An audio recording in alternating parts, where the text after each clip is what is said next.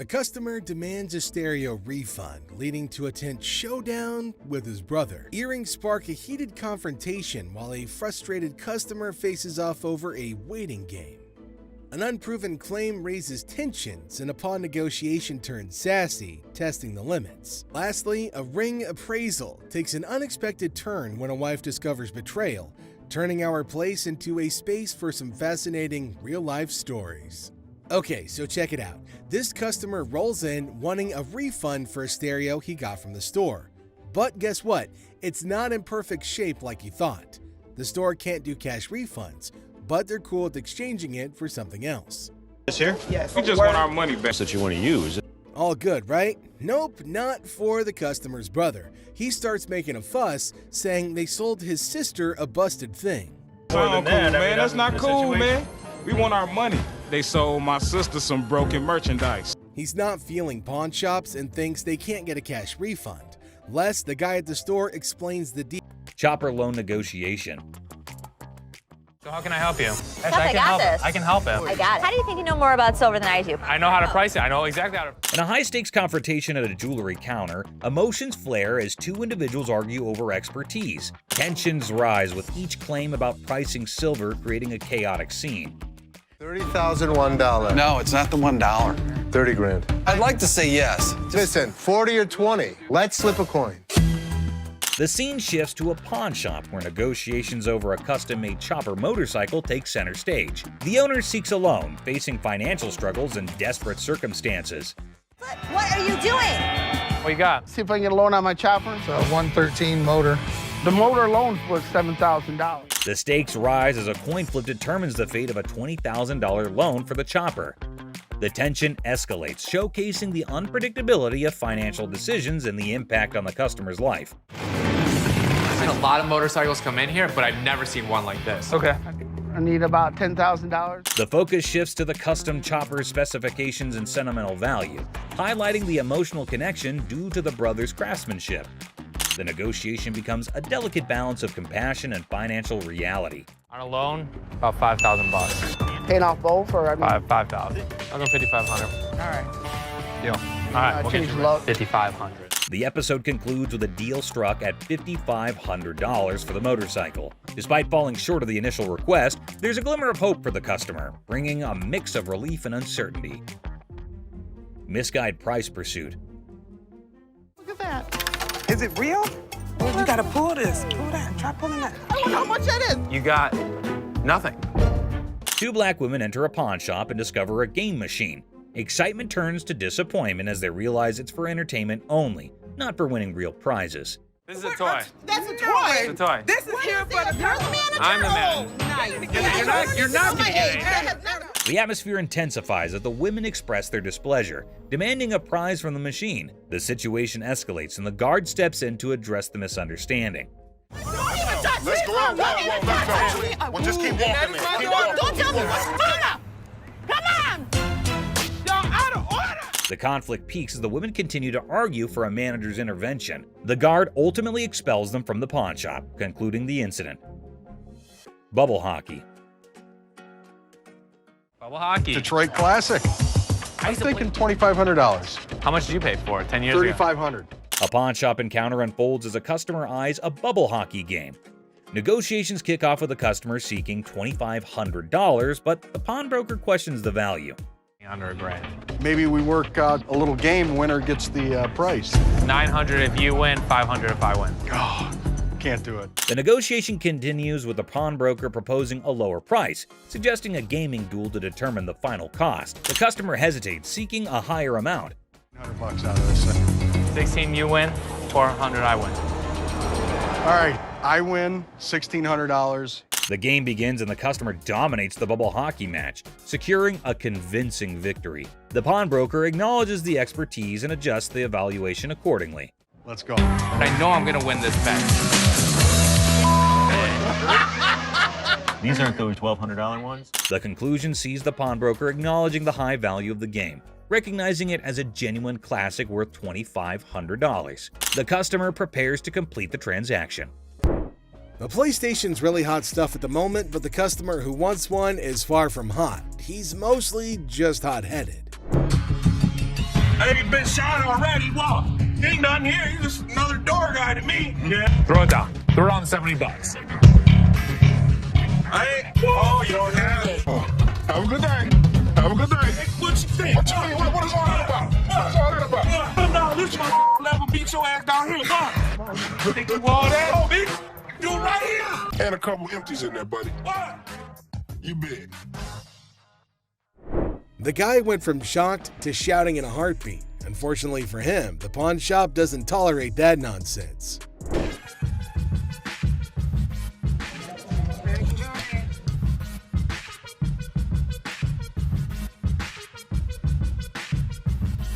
They're not real.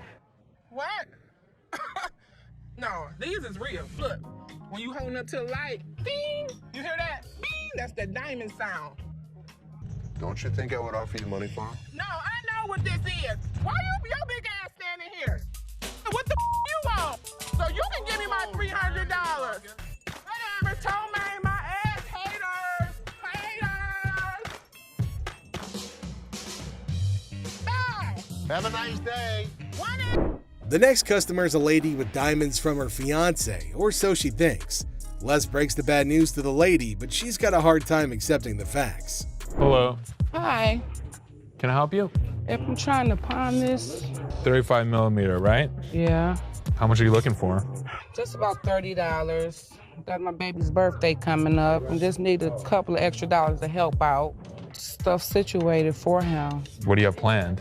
For his birthday, a birthday party, you know, cake, ice cream. To try and get money from us. And the kid ratted her out saying, yeah, my birthday's in 2 months. There's a little bit of time you have before then to come back and hopefully have something of value. And I really would have appreciated any little thing that you could have gave me. 10 years ago. This is some bull because y'all could have took this camera. You could have gave me $30. The innocence of a child didn't allow this woman to cash in on her worthless camera. She was pretty shocked her lies didn't work on Zeph. How are you? How are you today? Good. What you got? My bracelet on my phone. My baby daddy gave it to me. It would be so mad. Curtain tiebacks. What are you telling me? You know this isn't real. What do you mean it's not real? Well, it's a real bracelet. You know what? It's a real. Listen. Okay, fine. You're Fair enough. probably Don't right. trip, okay? Don't trip. I'm about to call him right now. Sometimes people get presents, and sometimes when they get their presents, the people that give it to them tell them a lie. He said this bracelet costs $500. It would be more What are you 500. talking about? He's Anywhere. lying to you. Baby, did you give me some fake gold? Did you give me some fake gold? Really? Did you give me fake gold? This ain't love, baby. You said you was gonna marry me one day. Okay. Have a very nice day. Thank you. Man, this. What the is you talking about? Have a nice day. I have a nice day when Okay, you then give me don't some have nice service. Right? You know what, y'all? I'm about to take it to a real jewelry store that knows something. That's what I'm gonna do. The amount of men who give their women fake jewelry in Detroit is absolutely crazy. This woman is shocked, betrayed, and angry when she learns the real value of her jewelry. Hey, I was wondering what you could get me on a loan for the PS3. We're on a mission now, a real mission, to get my brother out of jail. All of a sudden, the cop just stopped us because one of our lights are off in the back of our brake. On is 300, I got 150, and now I'm here, ended up with his brother trying to sell his video game system on his games and the controller. See what we could do with that. 95 is the closest I get to 100 for you. 100, mama. I can't. 100. I normally would have given $80 on this game unit. I went $15 over, and that wasn't even good enough. But too bad I couldn't help her out because I wanted to help her. But I hope she can find the money. Two customers come into the pawn shop on a noble mission of freedom. However, Ashley lets them down easily, but at least they take it better than most customers in this video. Pawn shop because we, is in need of money. And we're trying to pawn this VCR and this TV. Okay, would you put it on there like that? You wouldn't. Where's the income? You want to go to So what? I was ready for them to have a full-out brawl out there. Get your ass on somewhere. No, get your ass on, hockey ass. I tell all ladies and everything. Can I help you guys? Why are you guys fighting? I kicked this. What he said, it was offensive. Yeah, pretty good TV. Sell it. Actually, yeah, we gonna pawn this. No, the TV didn't get dropped. 20. It works. $20. All right, 20 will work. Hey, you can each get 10. Oh, you agree now? All right, just give it to this gentleman. We're gonna do this for 20. Just go in line, get your ticket, and get your cash. This is a general conversation. Okay, well,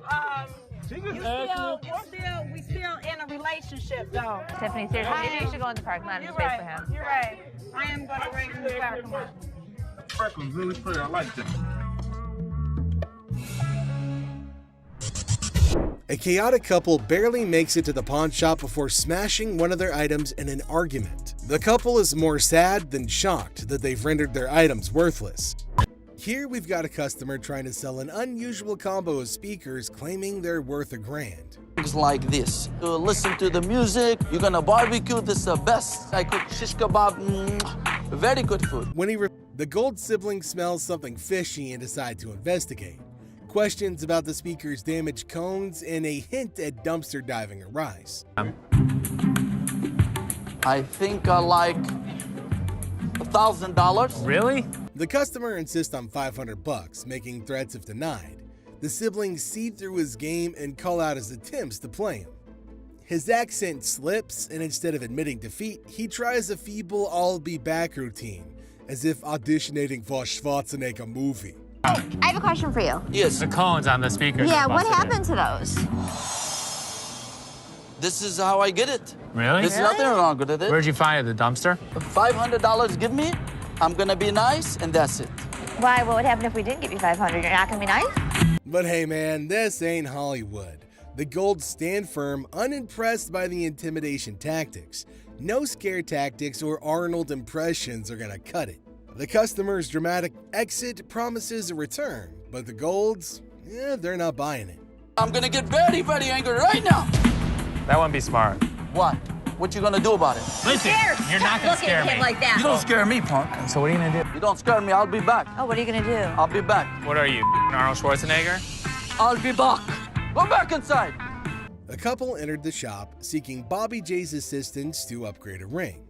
Excitedly, Bobby J started the process, asking about their preferences and suggesting options. I'm looking like to upgrade her ring. Okay. Need something bigger. Okay. Let me see this ring. So you want to... I can take it off. You want me to take it off? Yeah, that's fine. Okay. That's fine. You want to go with a marquee? You want to stick with rounds? However, tension quickly arose when the woman noticed her companion's distraction and questioned him about somebody named Tina. Who is Tina? Man, You Tina ain't really never gonna my do cousin, that? man. Are you serious? Man, Your cousin? 7 years. You ain't never brought up no Tina to me. Why is you tripping, man? Tina's my cousin, man. Ain't no damn cousin. I'm not going. A heated exchange ensued between them, with the woman attempting to lay her hands on him. Amidst the rising conflict, Bobby J tried to mediate, attempting to de-escalate the situation. The woman, feeling increasingly agitated, emphasized her discontent, declaring that she wouldn't tolerate such behavior. The incident, although intense, highlighted the challenges faced by Bobby J in managing not only business transactions, but also the personal dynamics of some customers. Whatever. What you gonna do? What you gonna do? I ain't playing with you. What you gonna do? No, whatever. He gonna keep playing. Despite his efforts to guide them through the ring upgrade process, personal issues took precedence, leading to a heated confrontation. Man, quit hitting me, Let's stop. We're gonna go to jail. Les wakes up feeling like a fire-breathing dragon, ready to roast anyone who walks in. And guess who strolls in? A clueless dude looking to pawn some sparkly stuff. Les starts the roast slowly, asking about the dude's marriage. No, big mistake, dude, bro. Out pops this crazy story about anniversary gifts and grandma's jewels. Les smells something fishy, and boom, he calls the dude out on his fake baubles. Finally, they're back to business. Get a watch for my wife's anniversary. Oh, it's not your anniversary too? Well, yeah, it is mine too. How many years you been together? 25 years. Oh, okay. How many good ones? So how did you get these? Well, we were going through some of her jewelry. Now, any sane person would slink away with their tail between their legs, but not this drama llama. See, he starts spitting insults about Les's wife, which is like poking a grizzly bear with a toothpick. Les sees red and for the first time ever kicks a customer out of his own pawn shop. 2 customers, actually. Both of us. It probably is. But it was fake when it was made, and it's still fake. I got an anniversary coming up. I'm not getting in trouble. You're married, right? I am. Okay, I've seen your wife. Listen, mother. There's two things you don't talk about. What's that? My wife and my family. Oh, so kids? here's the deal. The air crackles with tension, but the other customer just chills like a cucumber. Guess drama ain't their style. This ain't some Hollywood brawl, folks. This is the pawn shop smackdown, with Les unleashing his verbal fury and two dudes getting escorted out faster than a bad burrito. Two of you. Here's the deal. Get out of here, two of you. I'll hurt you guys so bad. Sure you You will. better get the front. Sure you will. Two people. It's evident that the Gold siblings don't have the best relationship, and in this particular episode, Ashley decided to interfere with a potentially profitable deal for Seth. The customer brought in a valuable 1970 Detroit Tigers autographed baseball, hoping for a fair deal. How'd you get it? My grandfather left it to me. This is a great collector's piece. It's signed by not only L. Kaline, but Norm Cash. For the right price, I'll be able to make a huge score on it. Seth, recognizing the item's value, was negotiating smoothly until Ashley barged in, disrupting the flow. Ignoring the potential earnings, she proposed a mere $250, significantly lower than the customer's expectations. Seth, aware of her intentions to provoke a conflict, tried to salvage the situation, suggesting a more reasonable $500. Looking to have a good time down south. Yeah, but you're not bringing me something that's worth about $1,500.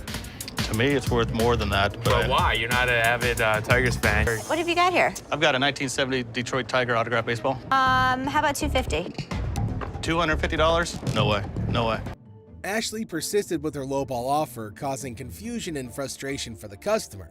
Instead of addressing the customer needs first, the siblings engaged in a heated argument, making a spectacle of themselves. Ashley's refusal to understand the item's value and insistence on her insulting price only added to the chaos. Ultimately, the siblings missed an opportunity to make a profit, showcasing their relationship. How about 500? No, it's got to be higher. I said $250. I'm at 500. Do you know who signed that ball, Ash? It's not worth the $1,500 he wanted. Can I have my ball back? Do you want to give him his ball back, or do you want to act like a I don't total know. ass? I want to spit out another price to really insult him. Are you serious? No, you can't close a deal. You just don't know how to close a deal.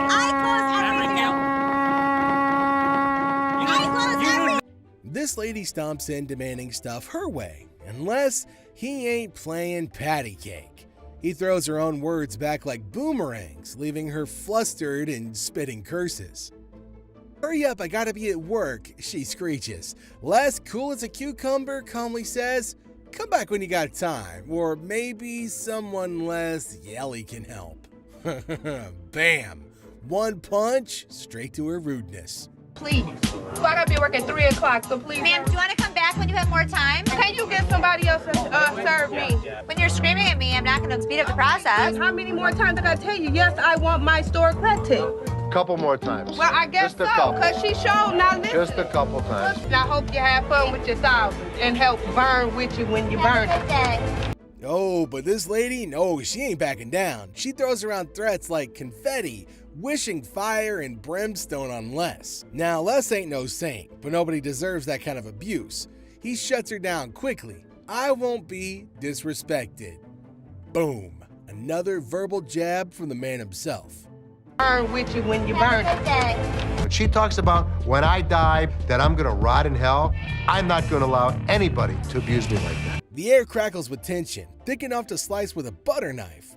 This ain't your average pawn shop squabble. This is a war of words, with Les standing his ground against a hurricane of rudeness.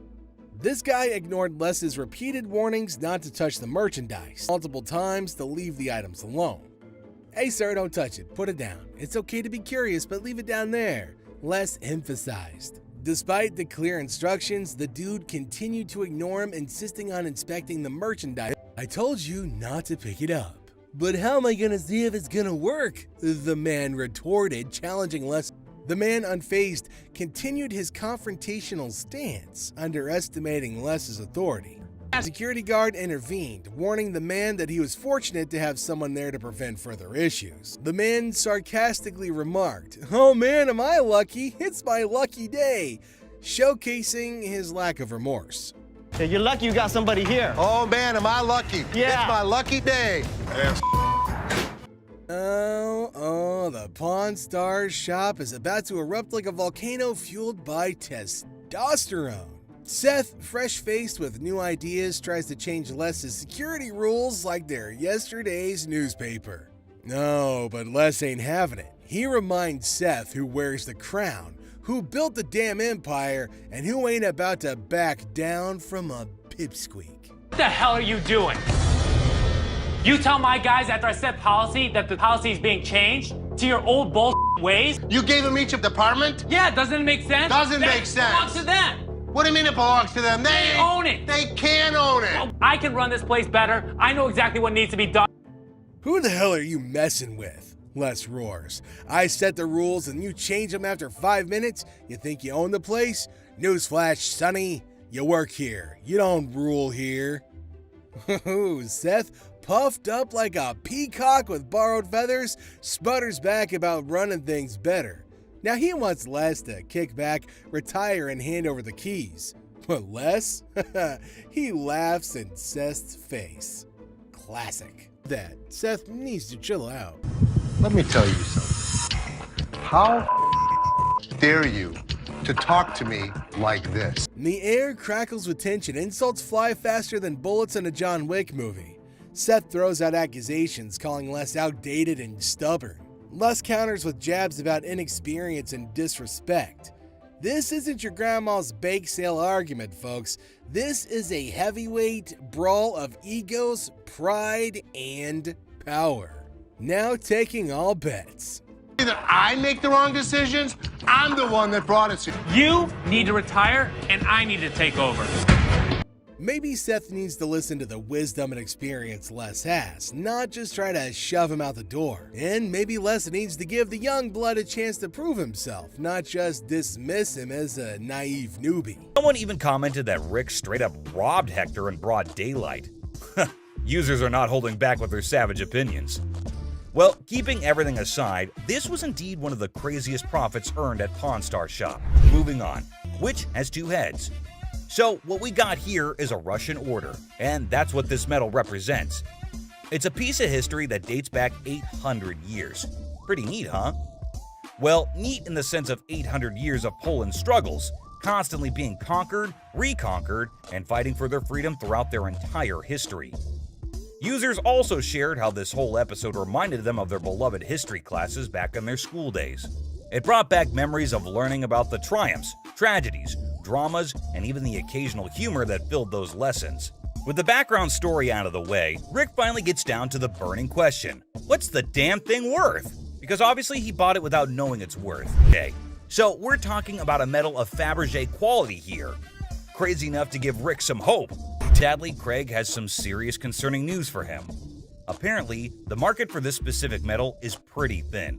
He can't cash, but hey, Craig's always got a solution up his sleeve. So, shop to meet Rick and brought with him some exciting news. He got in contact with a guy in Germany who has a box for this medal, has the ribbon for it, and even the breast star. It's all part of a set, you see, but there's a big hole in the guy's box, specifically for the neck order. And Craig just knew that he finally found a potential buyer for the medal, someone who needs to complete their set. Now, both the parties are ready to strike a deal. One person made a comment praising the honesty of Craig, noting how he offered a price range for the medal that matched its actual value of $30,000 to $40,000. Despite knowing that Rick had only paid $6,000 for it, Craig could have easily offered a lower price, like $12,000, and made a huge profit. But instead, he respected Rick and still managed to make some money while being fair. This man named Randy walked into the store with a huge-ass vending machine. He believes that his machine is from the 1940s. Candy? Yes, sir. You know who loves candy, right? This guy. Well, chum, we know your love for candies. But is this deal as sweet as them? This machine sure has Chum's heart, but Randy doesn't even know if it works, and neither does he have the keys to it. Well, let us look into what Chum thinks about it and whether he thinks it would be worth the cost. Just taking a look at it, I mean, it looks pretty rough shape. There's a lot of rust on it. It sure needs a good restoration, but Randy wants $1,000 for it. Man, it already needs so much work to be done. I personally don't think it's worth investing so much, but who am I to suggest? Oh, how the chum had been schooled by experience. A lesson etched deep into the fibers of his being. Scarred by past misjudgments and Rick's scoldings, he now approached each decision with newfound caution. But hold on to your seats, for the words that spilled from the expert's lips were nothing short of astonishing. Get ready to be astonished, for the expert's revelation is nothing short of extraordinary. Whoa. Oh boy. Right? The guts are missing. So what this needs... Man, it is empty inside. All the mechanisms are missing. The expert saved Chum's ass today on this one. The expert adds that in this condition, the machine is max $300. Whoa, that was a low blow for Randy, it seems. He cannot believe the price dropped from $1,000 to just $300. Up and running and painted, obviously. $4,500. $4,500. Okay. Well, this machine is asking too much. Chum noticed it and got the bargain straight from $1,000 to $75. And they just shook hands on $100. But a deal is a deal. Let's see how Chum restored it and made it a good sales machine for his own bar. Wells Fargo safe deposit box. What do we have here? Well, we got a Wells Fargo strong box. This man arrived with a Wells Fargo safe, an antique ball and chain, and a couple ancient handcuffs. The seller was asking roughly $2,000 for everything in the package. All right, well, tell me about these things. This ball and chain right here actually comes from the human prison. It's the oldest prison in the state of Arizona. Folsom Prison was Arizona's oldest prison, and the handcuffs belonged to it since the late 1800s. Here's my concerns. When they forged chains back in the 1800s, it was just hot welding together. At that time, it was all performed by the blacksmith, but the chains that the man brought in were all electronically forged. Not only that, but Rick had another major problem. Never in the history of any prison did they ever have their name put on the balls. What Rick was saying was that everything the man brought in was false, but the seller was not ready to believe Rick. It's fake. What makes you an expert on this stuff? I've been buying and selling this stuff my entire life. Even if the contents of the package were phony, there was a chance that the box itself was not. So Rick made a deal for the box and left the rest. Box, I'll give you $400 for it. I want $1,200 for it. No, you don't. And the transaction was completed for $400.50. The seller left, and Rick subsequently decided to consult with an expert about what he had purchased. Okay. 19th century strongbox, Wells Fargo. Following a thorough examination of the box, the expert asked Rick the following question. First things first. Have you already bought this? The box was just as false as the other items Rick did not purchase, and the expert agreed. It's a complete fake. Damn it, Rick. Mystery guy.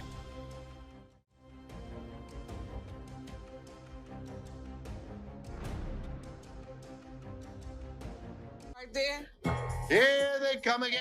Hang on to your hats, folks, because we're diving into one wild tale. Picture this, a mysterious dude looking like a secret agent casually strolls into a pawn shop, acting like he owns the place. The shopkeeper, eyes wide open, can't help but stare at this walking enigma. I mean, who wouldn't? He's like a riddle on two legs. Now brace yourselves for the craziness escalates. Our mystery guy isn't flying solo. He's got not one, but two ladies in tow, a trio causing a ruckus. They swagger up to the counter, and out of nowhere, the guy dramatically declares that the ticket he's waving is faker than a rubber chicken. Everyone in the shop, imaginary files included, gasps in surprise. Her on the ring, or get the ring back. She's got a receipt. Let me explain to you. This is a counterfeit ticket. Hold on to your giggles. The shopkeeper, smelling something fishy, turns into a detective. With a sneaky grin, he tells the trio to chill and confidently says, "I'll prove it's a fake." The suspense builds as he brings out the real ticket, examining both like he's some ticket art connoisseur. This is the amount of numbers that are here. Okay. Number 2 is state law mandates. Hold on to your funny bone. The shopkeeper spots the differences quicker than yelling "fake alert" with a big old grin. He declares, "Nice try, folks, but your ticket is faker than Monopoly money." Cue the imaginary mic drop in the background. But whoa, Nelly, the trio isn't throwing in the towel just yet. They get into an energetic discussion, pointing fingers, thrashing arms, and hollering as though they're contending in a yelling challenge. It resembles something out of a sitcom, and you can't resist the urge to chuckle at the idiocy. In the grand finale, our mysterious guy and his partners in crime admit defeat. Looking a tad embarrassed and probably feeling a smidge silly, they storm out of the pawn shop. The shopkeeper, now a hero in counterfeit ticket detection, is left with a bunch of baffled onlookers. And there you have it, a hilarious adventure that's weirder than fiction and funnier than a clown on a unicycle. Comedy gold, my friends, comedy gold. Gun cabinet. Well, it's a desk, but it's not really a desk. It's actually a gun. So what this woman brought into the pawn store was not anything that was common. It appeared to be nothing more than a plain desk, yet it was far more than that. It's a gun desk. Yes, when you push down on the inkwell, a bullet fires out through the trapdoor. When you press down on the inkwell, a bullet fires out through the trap door, and this desk transforms into a pistol when the time comes. If I sell it, that's fine. If I don't, I'm okay with that too. Thus, the merchant visited the business not exclusively to sell the weapon work area, yet additionally to figure out more about it. She needed to realize who possessed it, the way things were utilized, how old it was, and other such data. I was trying to figure out how to open it and had a really good look inside it and said, While hunting for a nice little desk, she came across this one. But when she got it home and attempted to open it up, that's where she discovered it wasn't what she thought it was. I've seen desks with hidden gun compartments, but I've never seen a desk as a gun. Rick thought it was something out of a James Bond movie, and he was so engrossed in it that he forgot he was actually pushing his face against a gun. Do you mind if I have a buddy look at this thing? Because I am just completely lost here. Not at all. Rick believed it was best to have an expert look at it after taking a closer look, so he called one. Gun. This is the gun. What? The master had never seen anything like it, and had no clue about what it was utilized for. Yet, in lieu of what he saw, the master reasoned that it was made somewhere in the range of 1890 and 1910, which was an issue. Even though he couldn't guarantee it, the Pawn Stars may buy it in a gray area. Bring it to a gunsmith and have him professionally deactivate the mechanism. Then it can be legal to buy and sell. The only way to buy and sell it legally is to take it to a gunsmith and have him deactivate the mechanism. Only then can it be simply and legally acquired and sold. I wish I could help you out more. It's just one of those things. Thanks for bringing it in. Oh, you're welcome. Orange Bowl ring. I decided to come to the pawn shop today to sell my Penn State Orange Bowl ring from 1973. This individual then brought in an Orange Bowl ring from Penn State in 1973. He was in the shop trying to sell it since he needed the money for upgrading his house, and he reasoned that it must be valued at least $1,500. Where'd you get this? You know, I went to Penn State and guy down the hall played on the team, and he needed some money, and I bought it back then. The seller claimed that one of the team members needed some cash and that the only thing he had was that ring. Thus, the man paid him the necessary funds and purchased this ring. You know, it was Jeff Clark. He didn't play too much, but he was an outside linebacker for the team. This particular ring belonged to a linebacker named Jeff Park, who was a member of the squad even though he didn't play much. What are you looking to get out of it? I'd like to get $1,500. Okay. Just as he previously stated, the man wanted $1,500, but Rick needed to examine the situation more carefully before making any moves to get the ring. It was then that he discovered that the ring had a problem. The price is reasonable, but it's illegal for me to buy or sell anything when any identifying mark has been removed on an item. The ring was cool, but it was also reasonably priced considering that the engraving makes it completely identifiable. It was no longer lawful for Rick to purchase or sell this ring after the engravings were taken out. I'd be more than happy to buy it off you for $1,500. Problem is, it's like buying a car without a VIN number. The seller was a little confused as to how the removal of a few inscriptions might make the ring illegal to purchase or sell. As a result, Rick and Corey had to thoroughly explain everything to him and let him know that despite their best efforts, they're unable to handle it. All right, dude. Okay. Sorry, I couldn't do nothing with it. Okay. I know 1,001 people I could have sold this ring to and made a night. A fake bill. I have some political memorabilia, the Secret Service ID for J. Howard McGrath, Attorney General of the United States. This individual entered the pawn shop with a $10 bill that had several signatures on it, a White House pass, and several Secret Service IDs. He estimated 1,000 figures for each of these items, but before beginning to negotiate, Rick needed to learn more about them. He was the chairman of the Democratic National Committee when Truman ran for president. Rick was prepared to strike a deal after briefly discussing J. Howard McGrath, the Attorney General of the United States, and how influential he was in Washington politics. But there was a small issue. You got some neat stuff here, and these three things right here, I really want to get checked out. Rick checked everything and concluded that not just the dollar that the man had brought in was counterfeit. Rick had to see the expert to find out if he could purchase the other items since he had a hunch that doing so might be illegal. You don't want. A counterfeit bill is not legal to own. The expert said that the White House pass and the Secret Service ID were authentic and acceptable to purchase, but the fake banknote was a different thing. Thanks for coming in, Mark. Not a problem. You're the best. Appreciate it. Alrighty. Now that the expert had left, Rick was prepared to strike a deal. Aside from the fake bill, he asked the vendor what else he wanted. Yeah, I'll give you $500. Got a deal. All right. You want to write them up? Yeah, sure. The vendor left the store with the cash and the unauthorized bill after the trade was completed for $500. Hopefully he gave the Secret Service the counterfeit bill. She doesn't last long in the pawn shop, and she even broke the TV more for up about her texting. This leaves Seth no choice but to send the woman off the premises. The guy wants his TV back, but he's past due, and it's really hard for this delusional man to accept that. My TV, I woke up this morning and it was gone, and I need it back. You sure it's here? Yeah, he told me it was here. He didn't give you the ticket? No. You can look it up. Whatever, bitch. I'll be back. I will be back. The irate Karen tries to take matters into her own hands, but ends up getting thrown out instead. Hello, my wife! Oh, y'all don't want to give me my Own from my property and put it in your trunk? Okay, then if you're stealing, y'all then... Okay, if you're stealing... Excuse me, get your big ass on. Oh, excuse me, don't you take my comb. Because we won't give her TV back. I think that's an even trade.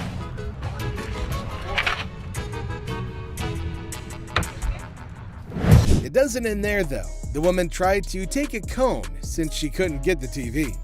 The crazy woman is shown out of the store and Les shows his disappointment to Joe. Alright fam, that's a wrap on the angry moments on Hardcore Pawn Saga. Which of these do you think were the worst? Let us know in the comments down below. And don't forget to leave a like and subscribe if you haven't already. Until next time, stay cool. Peace out, y'all. Get the out of here. Yeah, I know you like. Let's start off with this customer who ended up like this. No, you got me. She ain't by herself, my man. No, I'm sure you're curious about what happened. So let's not waste any time and jump right into it. So this customer walks into the pawn shop looking visibly upset. As usual, Ashley greets him and asks how he's doing. Turns out he's not doing well at all. Here's the reason why. I'm not doing so good. No? My grandma just passed. I'm sorry. I was like... It's really sad to hear about it. Now, he brings along a ring that belonged to his grandmother. He wants to pawn this ring because he plans to retrieve it once he earns enough money. How sweet, right? However, it turns out that the ring is fake, which surprises the customer. Now, this got me thinking. Is he pretending or is he genuinely serious? It's hard to trust people these days, you know? But Ashley comes up with a solution to help him out by pawning his television. Can you guess what his response was? What the I look like pawning my TV?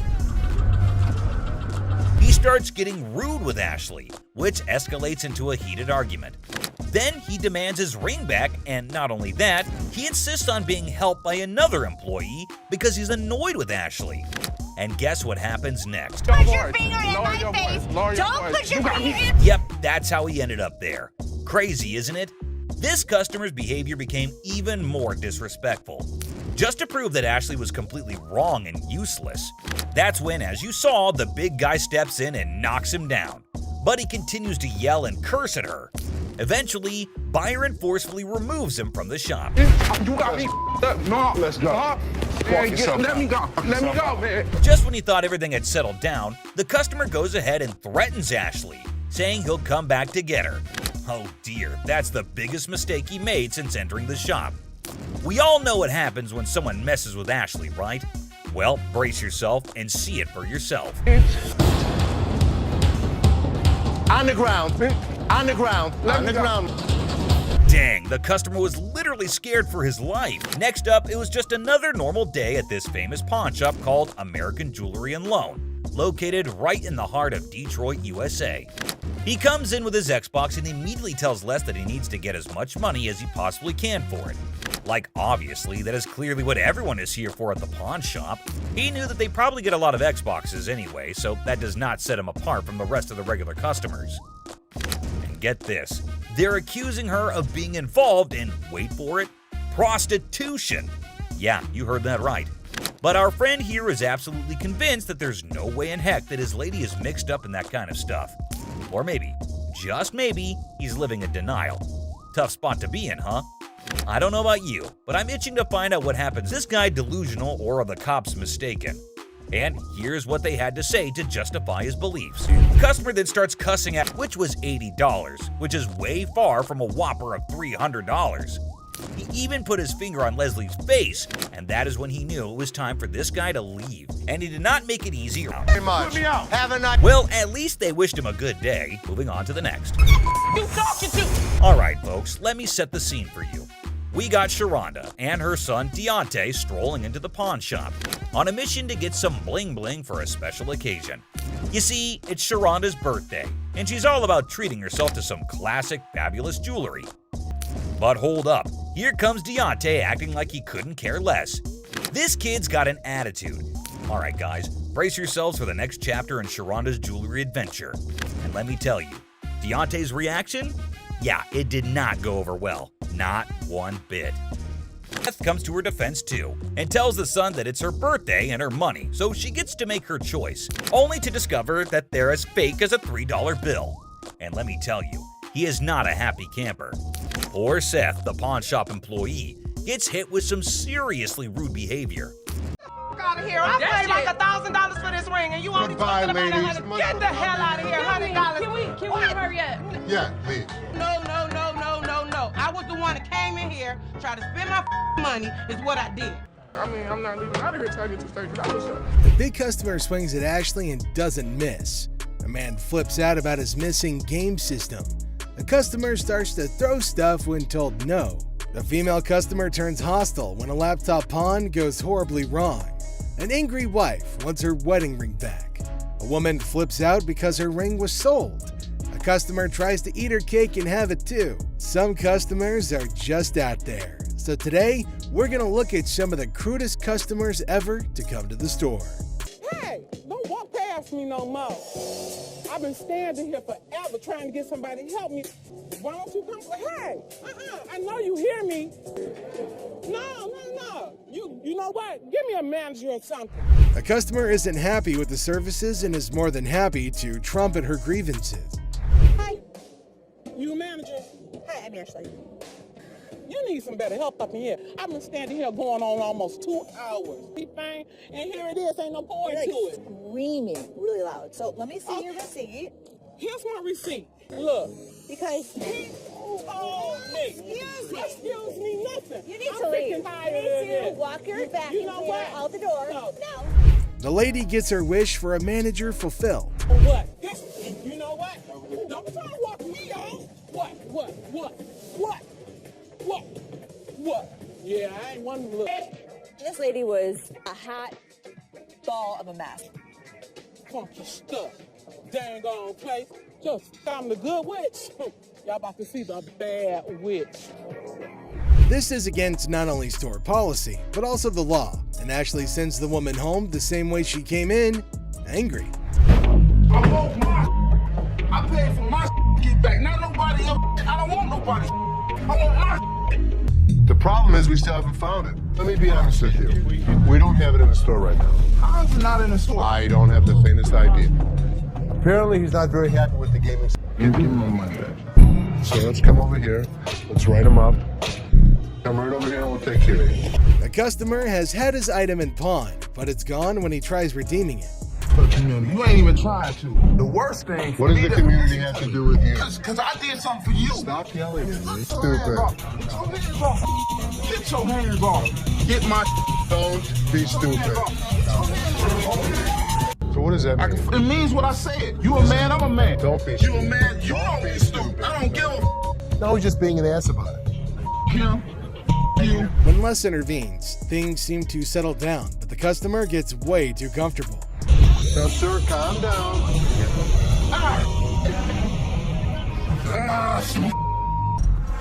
I give you my word, whatever I owe you, you're gonna get. Here's what I can give you. He finally calmed down and we struck a deal. This was one of those situations that should have never happened. The problem was Seth's guys f***ed up.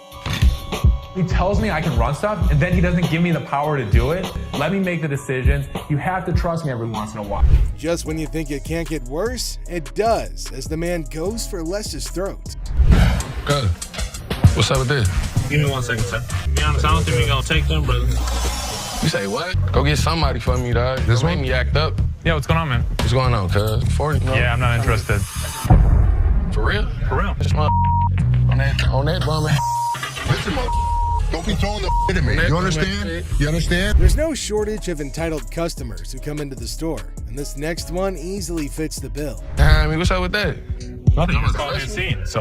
Y'all about to rush me or something? Here's a guy yelling at the front. What's up with that? On that bum. Listen, don't be throwing the at me. You understand? You understand? Trying to gang You understand that, dog? Trying to gang up. You understand that, dog? Don't ever throw. Take your hands off my mother. With the customer starting a tantrum, Les finally speaks, and let's just say the others were nicer to the man-child than he was. Yo, y'all ain't shit over here anyway. I smack the out your ass. Don't even reach behind nowhere. Reach what? Nigga, if I got it. Reaching, Jonas. Don't be killing my stuff. Where the is the loan at? Don't try to stare me down. On what you gonna do? This guy was threatening me that he's coming back.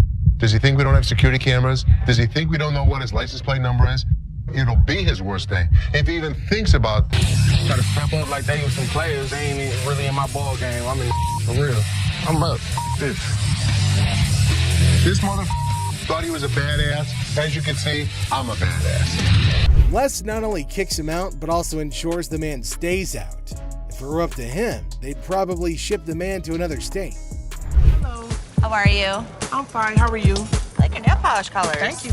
What do we got here? A laptop? Laptop. You type in your password? What brings you in today? I just want to pound it in so I can get... How do you forget when's the last time you used this?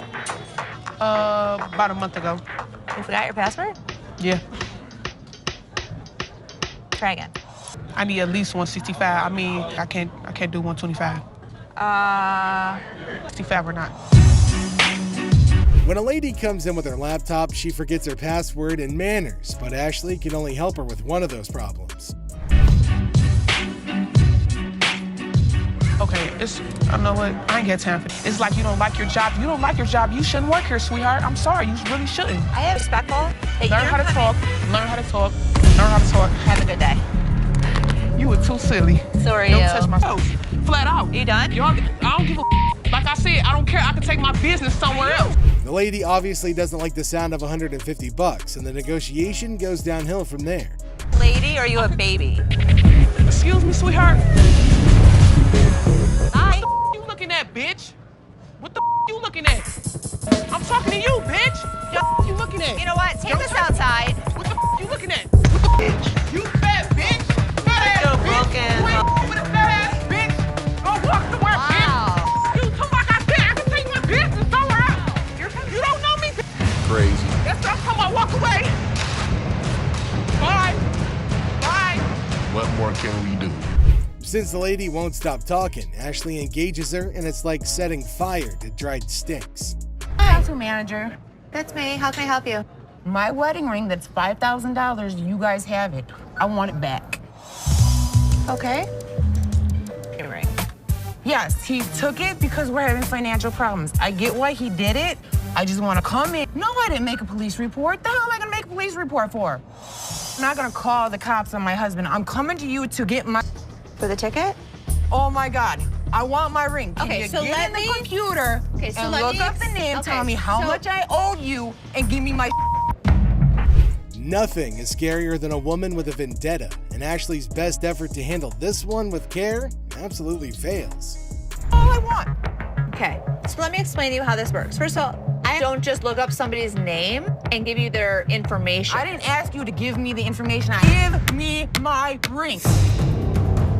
You bring your butt out here and you assist me out. Please, bring it. That's all I want is my ring. No!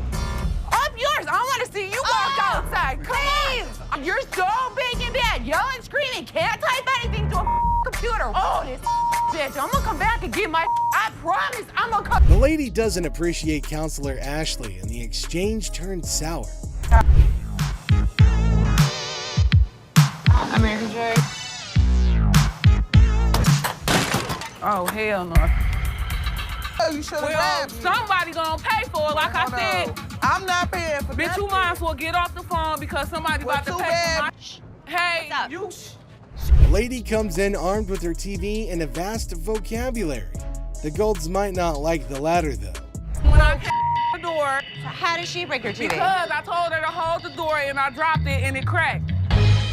See? It's cracked. Okay, so what do you want me to do about it? I don't know. Is you the manager?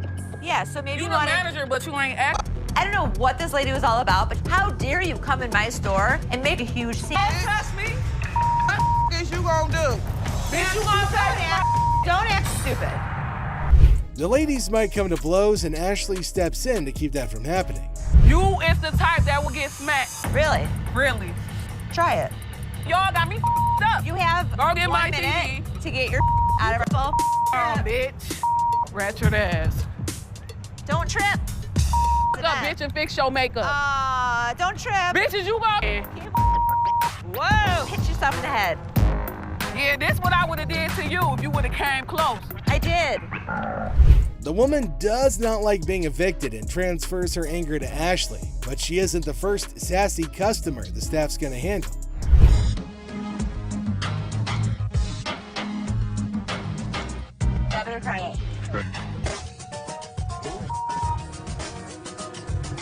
I knew it. Cell system is making everything slower at the front. Like, is nobody realizing this except for me? Free loan line.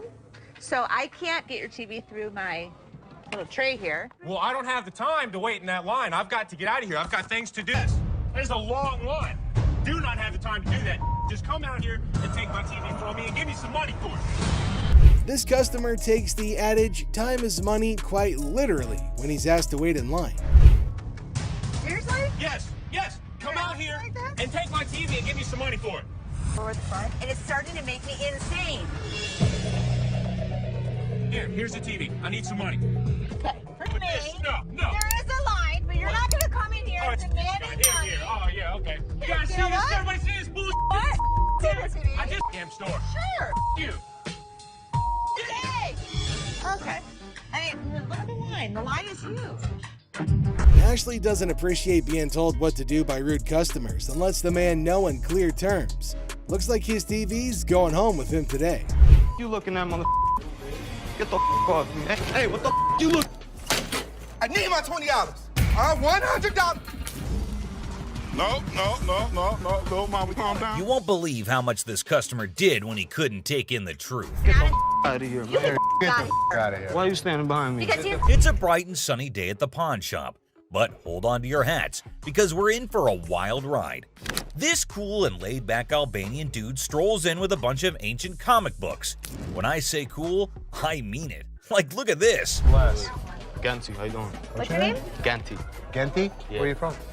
He's got dollar signs in his eyes, thinking they're worth a fortune. But is he in for a surprise or what? Les and Ashley, the shop owners, give them their usual warm welcome. The customer proudly showcases his prized comics, claiming they're from the groovy 70s and in mint condition. He's even bold enough to demand a whopping $2,000 for the lot. What? They are shocked. How much did you want for him? I was looking around 2,000, man. $2,000. But our savvy Ashley ain't falling for it. She spots the bent corners and unimpressive preservation, grilling the customer about their sorry state. Poor fella, he's speechless. Didn't see that coming, did he? These? Do you see the edges? That's just one of them. Come on. No, actually, that's all. Ashley cuts straight to the chase and offers a jaw-dropping $5 for the entire stack. Yep, you heard it right. A gigantic drop from his lofty $2,000 expectation. Naturally, our customer isn't happy with the lowball and tries to haggle. But kudos to Ashley and Les. They hold their ground, eventually nudging the price up to a massive $6. Come on, you guys just work with me a little bit. Give me something, you know what I mean? 6? And that's when things go from zero to chaos. Our previously calm customer suddenly loses it, accusing the shop of playing mind games. Leslie tries to calm him down, reassuring him they're not joking around. But no, he won't take their word for it. He insists on verifying the authenticity of the comics, and Ashley's response takes him to new levels of shock. From the 1970s. So am I. I don't go where you. Oh boy, buckle up. because it's all downhill from here. The customer starts swearing up a storm, slamming the table like a man possessed. He's convinced he's being duped, and boy is he fuming. Like you're playing me right now, because I know this is worth way more than $6. The situation gets so out of hand that a burly bodyguard has to step in and escort him out. But wait, there's more. Right before leaving, he pulls a move that really ticks off another customer. Talk about adding fuel to the fire. Get the off me. Hey, what the you look? Come here. Next thing you know, we're witnessing an impromptu street brawl right inside the shop. These two customers throw punches like they're in a heavyweight championship match. And let me tell you, it's a hilarious sight to behold. Come on, fuck me. You little bitch. Eventually, the bodyguards swoop in like superheroes and drag both fighters out. Man, talk about a show. After the dust settles, our Albanian friend tries to save face with a final quip. I'm Albanian, baby! Well, my friend, you certainly lived up to that fiery reputation of yours. What a roller coaster of a pawn shop experience, folks. Next up, just another regular day at the pawn shop. People coming and going. Some happy, some not so much. Hold on, bro. Hold on. Let me prove my point. Now here's a guy who walks in hoping to get a loan of $100 for his gold chain. And you know what? The receptionist happily agrees. Loan approved, right? How much would you like? $100. Okay. I can do the $100. Well, hold your horses, because this is where things go haywire. This customer seems all polite and even hands over his ID for verification. But then he brings up this 20% business, as it's written on the sign right there. The receptionist is completely lost, and the customer starts explaining how he should get 20% added to the $100 loan, making it $120. With my 20%, right? What 20%, sir? The sign right here say I get 20%. But the poor receptionist has no clue what he's talking about. Politeness goes out the window, folks. The man's anger instantly flares up when he realizes the receptionist is clueless. He asks her if she's ever seen the sign in her life, and boy does he point it out right in front of the shop. Talk about intense. Sir, I don't know what you're talking about. Is you serious? Yes, sir. Ma'am, you ain't never seen the sign? Now, this angry customer won't let it go. His voice keeps getting louder, drawing everyone's attention in the shop. I'm supposed to get 20%. You said you gonna give me 100. I get 20% of 100. We see as the bodyguard's on alert, and even Seth, the boss, steps out of his office to see what the commotion is all about. The man keeps angrily repeating that he's supposed to get that 20% with $100. When the receptionist refuses to budge, he demands to see the manager. Seth steps up and asks the customer to read the sign again. He patiently explains what it actually means. At another pawn shop, bring me in the ticket, and when you take it out of that pawn shop, I'll give you 20. But does our furious customer listen? No way. He's sticking to his guns, dead set on his demands. He even goes back and snatches the sign to show it to the receptionist and Seth. You can practically feel the tension, folks. If Seth wasn't behind that glass, this guy might have thrown a punch. Clearly, he's not thinking straight. That's when the bodyguard steps in and takes the sign away from him. Hey, straight up. My man, let us go. Let us go. 20%. The angry customer doesn't even give Seth a chance to explain. Oh boy, talk about rage blinding a person. This irate customer keeps shouting in the shop, demanding his 20%, hoping someone will back him up. Sir. Why? Well, because you're false advertising. I guess you think I can. You're not letting. But here's where things escalate. This customer challenges Seth to step out of his glass office and face him like a man. Whoa, the temperature's rising in here. But Seth's having none of it. He tells him to get out since he's causing a ruckus. And you know what happens next? He gets escorted out by the bodyguard. And get this, he tries to take the sign with him. I'm getting something out this, bro. I'm you down for this sign, my man. I'm gonna chase you down. Gotta admit, that's a bit hilarious. But the bodyguard quickly snatches it back, and the customer keeps cursing as he leaves the shop. But wait, there's more. To show his anger, this guy grabs a harmless plant and throws it on the ground. $20 worth right there, bitches. Oh, man. What did the plant do to him? Seriously, what did the plant ever do to you, man? And off he angrily storms away. It's never a dull day around here, is it? This next lady has real poor luck, but it does not excuse her behavior. Wait, man. The door's right there. Have a good day. Cause you got a big dude, you think you hot? So this lady storms into the store demanding her stuff back, which happens to be just 2 TVs. The receptionist asks her for some ID and tickets as proof, but this lady is completely clueless. I need your ID or the tickets. My what? She doesn't have any of those things, and here comes the shocker. Her boyfriend pawned off her belongings. Can you believe it? Now she wants them back, and it's a pretty messed up situation to be honest. She explains to the receptionist that she can't provide the required documents because her no-good boyfriend isn't even around anymore. He left her high and dry. Ouch, that's gotta hurt. Now Ashley, who overhears the whole thing, initially sympathizes with this poor girl. But hold up, that sympathy doesn't last for long, and for good reason. I feel terrible for her, but I can't help her without her ticket. This customer suddenly loses her mind, like all the anger in the world has consumed her. And guess what she does next? Brace yourselves, people. She starts yelling and banging on the glass window, demanding her precious TV. Don't bang on my window! Seriously, that's not how you get things done. Even if someone is trying to help you, no one will tolerate that kind of behavior. Ashley, understandably furious, tells her to back off. The situation gets so heated that Ashley has to step out of the room to confront this unruly customer. And guess what? This lady has the audacity to threaten Ashley. Well, Ashley isn't one to back down, so she tells her to get the heck out of the shop. This customer is beyond crazy, I tell you. It seems like she had a truckload of problems even before she set foot in the store. What? I dare you. Now, the bodyguard steps in to escort her out, but oh boy, this girl goes on a rampage. She knocks over everything in her path, completely enraged. Come on, girl, you seriously need to chill out. Bye! What? I'm scared to leave. Finally, they manage to get her out of the shop, but you won't believe what happens next. Unlike the previous guy who threw a plant, this woman tries not once, not twice, but 3 freaking times to break back into the store. I mean, seriously, woman, get a grip on yourself. This is just embarrassing for everyone involved. But damn it, we're not your local psychologist neither. Even the bodyguard has had enough at this point, and he can only imagine what kind of crazy exchange must have taken place. Man, oh man, what a wild scene that must have been. This next guy is the most polite guy you'll see, but things take an interesting turn. I'm trying to help you solve your issue. Well, folks, let me tell you about this wild encounter that went down, starting with a seemingly innocent greeting. Hey, how are you? I'm good, how are you? Well, actually, I'm not doing so good. Little did anyone know, trouble was brewing. You see, this poor customer was feeling down because his dear grandma had passed away.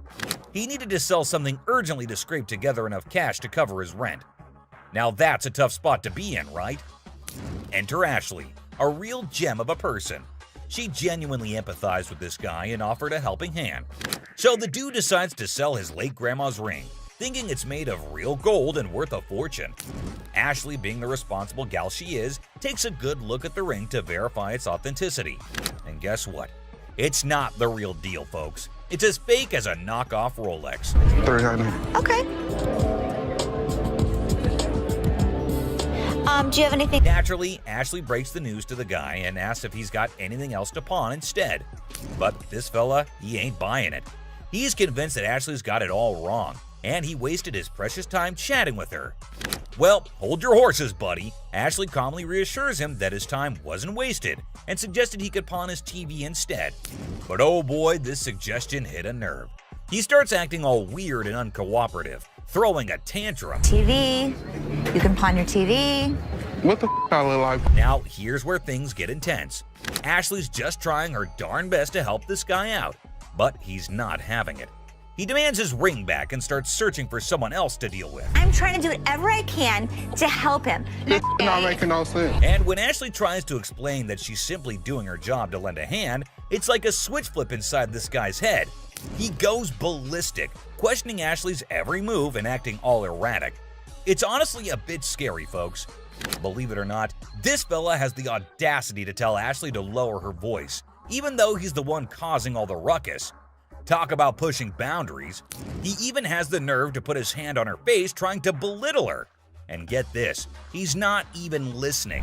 Lower your voice. Lower your voice. Lower your voice. Lower your voice. He's busy with his threats, making Ashley's job even harder. But our girl Ashley, bless her heart, stands her ground like a champ. But wait for it, folks. Here comes the jaw-dropping twist. Out of nowhere, a hero emerges. Don't put your finger in. Bam! This mysterious stranger slams our angry customer to the ground, WWE style. Can you believe it?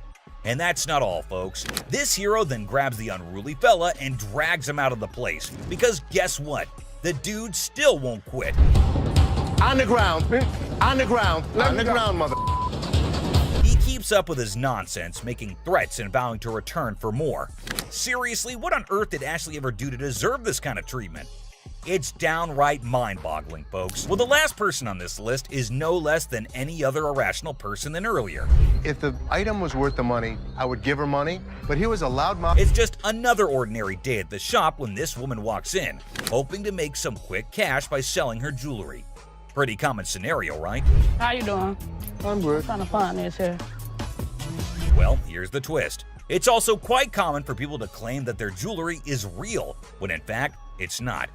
But it all depends on how they react when they find out the truth. Now, this particular woman already seems a bit agitated as she approaches the counter to sell her rose gold earrings. Les, the shopkeeper, takes a look at the earrings and bluntly informs her that the color is not real. Surprise, surprise. I can feel you. Okay, so what's up? They're not real. The woman didn't see that coming.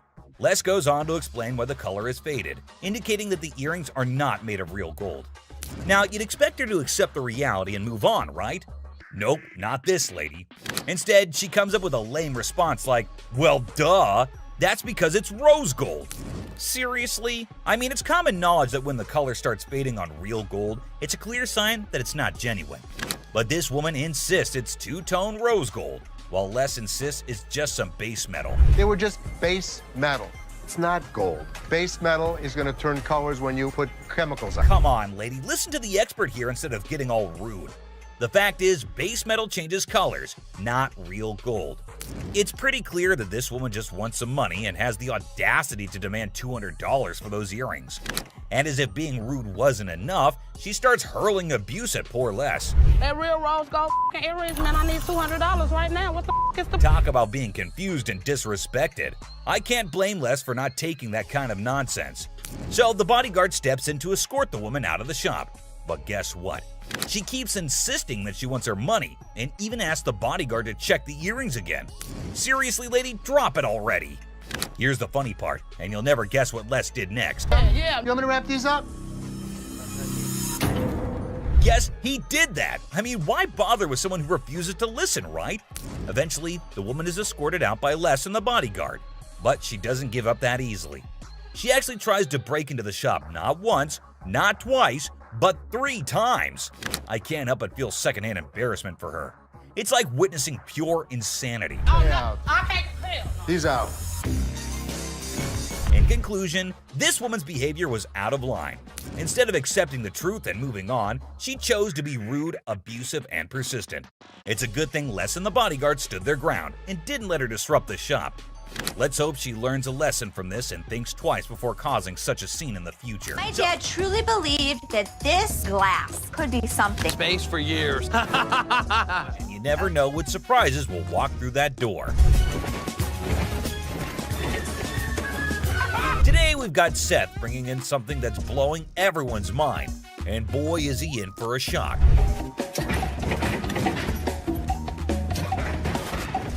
Our friend Penny rolls in with a rare 83 T-top Cutlass, lowrider frames, and a fully customized beauty.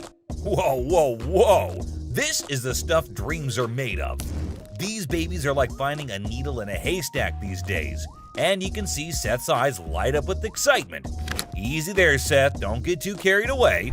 We see all types of old cars come through the store. Does it do the 4-wheel hop? It could if you wanted it to. This amazing car is decked out with 4 switches and can hop up to 72 inches in the front. And guess what? If you're up for it, it can even do a 4-wheel hop. Talk about a versatile ride. If you wanted it to, it's equipped to. But it's very rare we see a tricked out car that actually jumps off the ground. This car is the real deal, folks. It's got all the bells and whistles you could imagine. How often do you come across a fully equipped ride like this? Seth can't help but admit that it's incredibly rare to see a car that's not only fully customized, but can also jump off the ground. He can't resist showing off, telling us about the car's 4 hydraulic pumps and a whopping 14 deep cycle batteries. More batteries mean more power, right? Seth and his buddy can't resist the temptation to hop in and experience it firsthand. And let me tell you, they are having a blast.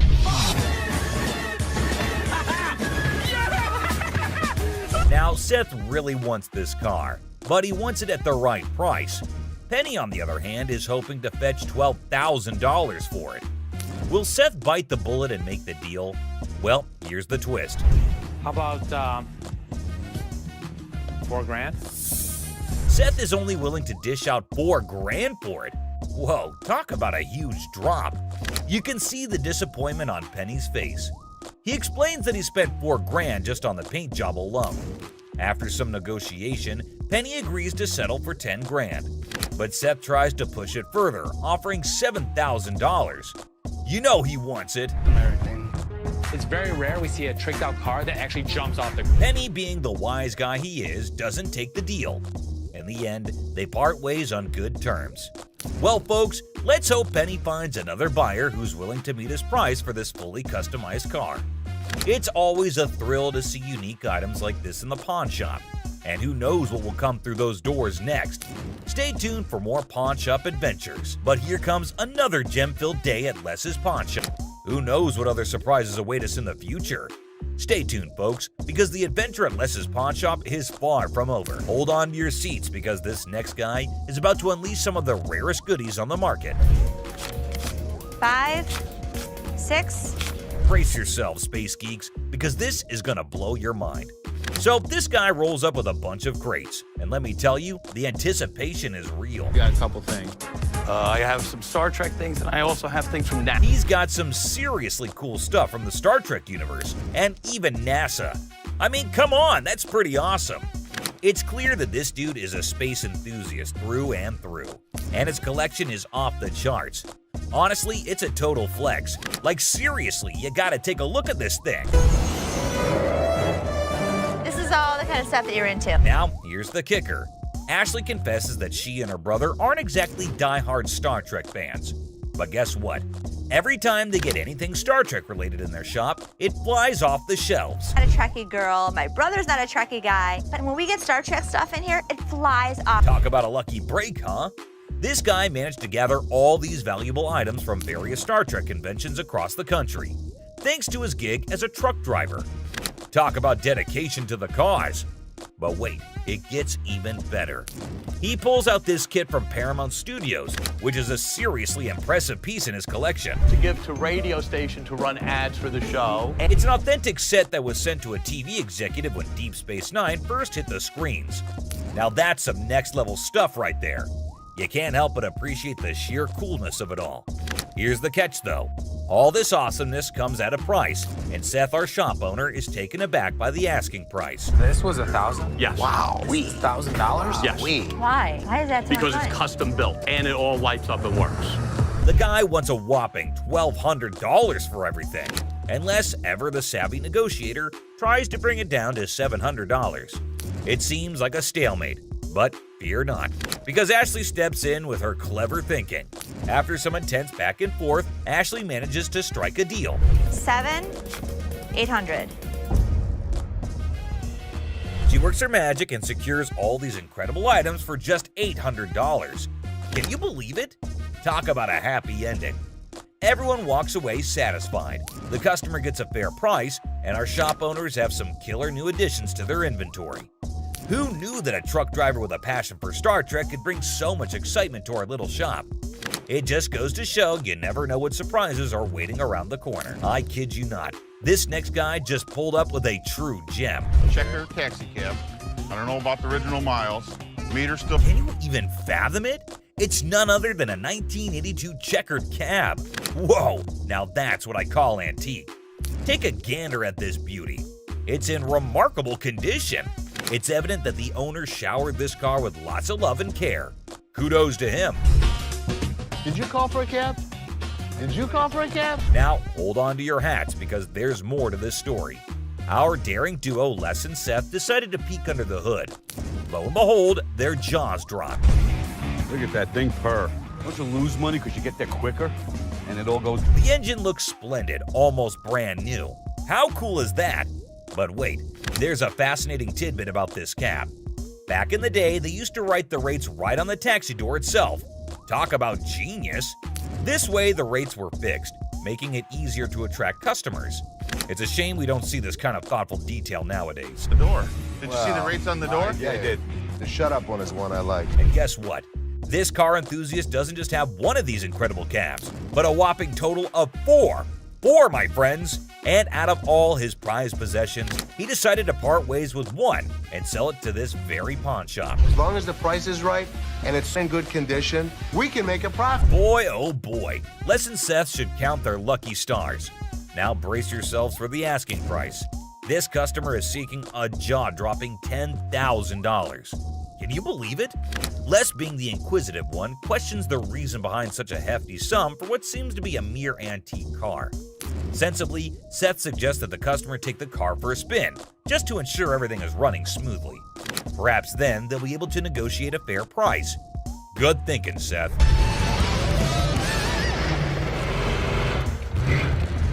Les, ever the insightful one, recognizes that this is not just any ordinary car. It's a masterpiece, a truly unique item. Plus, considering its excellent condition, they can actually turn a profit from it. However, much to their disappointment, the customer refuses to budge below $8,500. Sadly, no deal can be made today. Nonetheless, Les wishes him luck, and we join him in hoping that the right buyer comes along for this exceptional ride. Fingers crossed, and walked away from the deal. But wait, there's more. You think Les will let him walk away like this? Les has something up his sleeve, and he does this. Well, after mulling it over, the customer finally caved in and agreed to Les's offer. That's the kind of influence Les has, folks. Somehow, people just can't resist his charm. Now, with everyone on the same page, they can all happily move forward. It's smooth sailing from here on out. Jack, get the out of here. Yeah, I know you like. Gonna get your hands off. Really? You got me. No, she ain't by herself, man. She ain't by herself, my man. No, I call me. I'm sure you're curious about what happened, so let's not waste any time and jump right into it. So this customer walks into the pawn shop looking visibly upset. As usual, Ashley greets him and asks how he's doing. Turns out he's not doing well at all. Here's the reason why. I'm not doing so good. No? My grandma just passed. I'm sorry. I was like... It's really sad to hear about it. Now, he brings along a ring that belonged to his grandmother. He wants to pawn this ring because he plans to retrieve it once he earns enough money. How sweet, right? However, it turns out that the ring is fake, which surprises the customer. Now, this got me thinking. Is he pretending or is he genuinely serious? It's hard to trust people these days, you know? But Ashley comes up with a solution to help him out by pawning his television. Can you guess what his response was? What the I look like pawning my TV? He starts getting rude with Ashley, which escalates into a heated argument.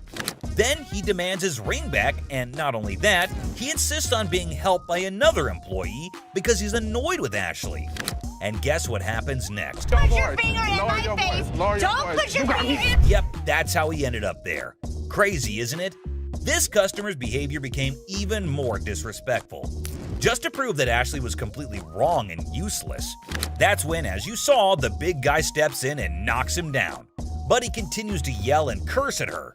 Eventually, Byron forcefully removes him from the shop. You got me up. No, let's go.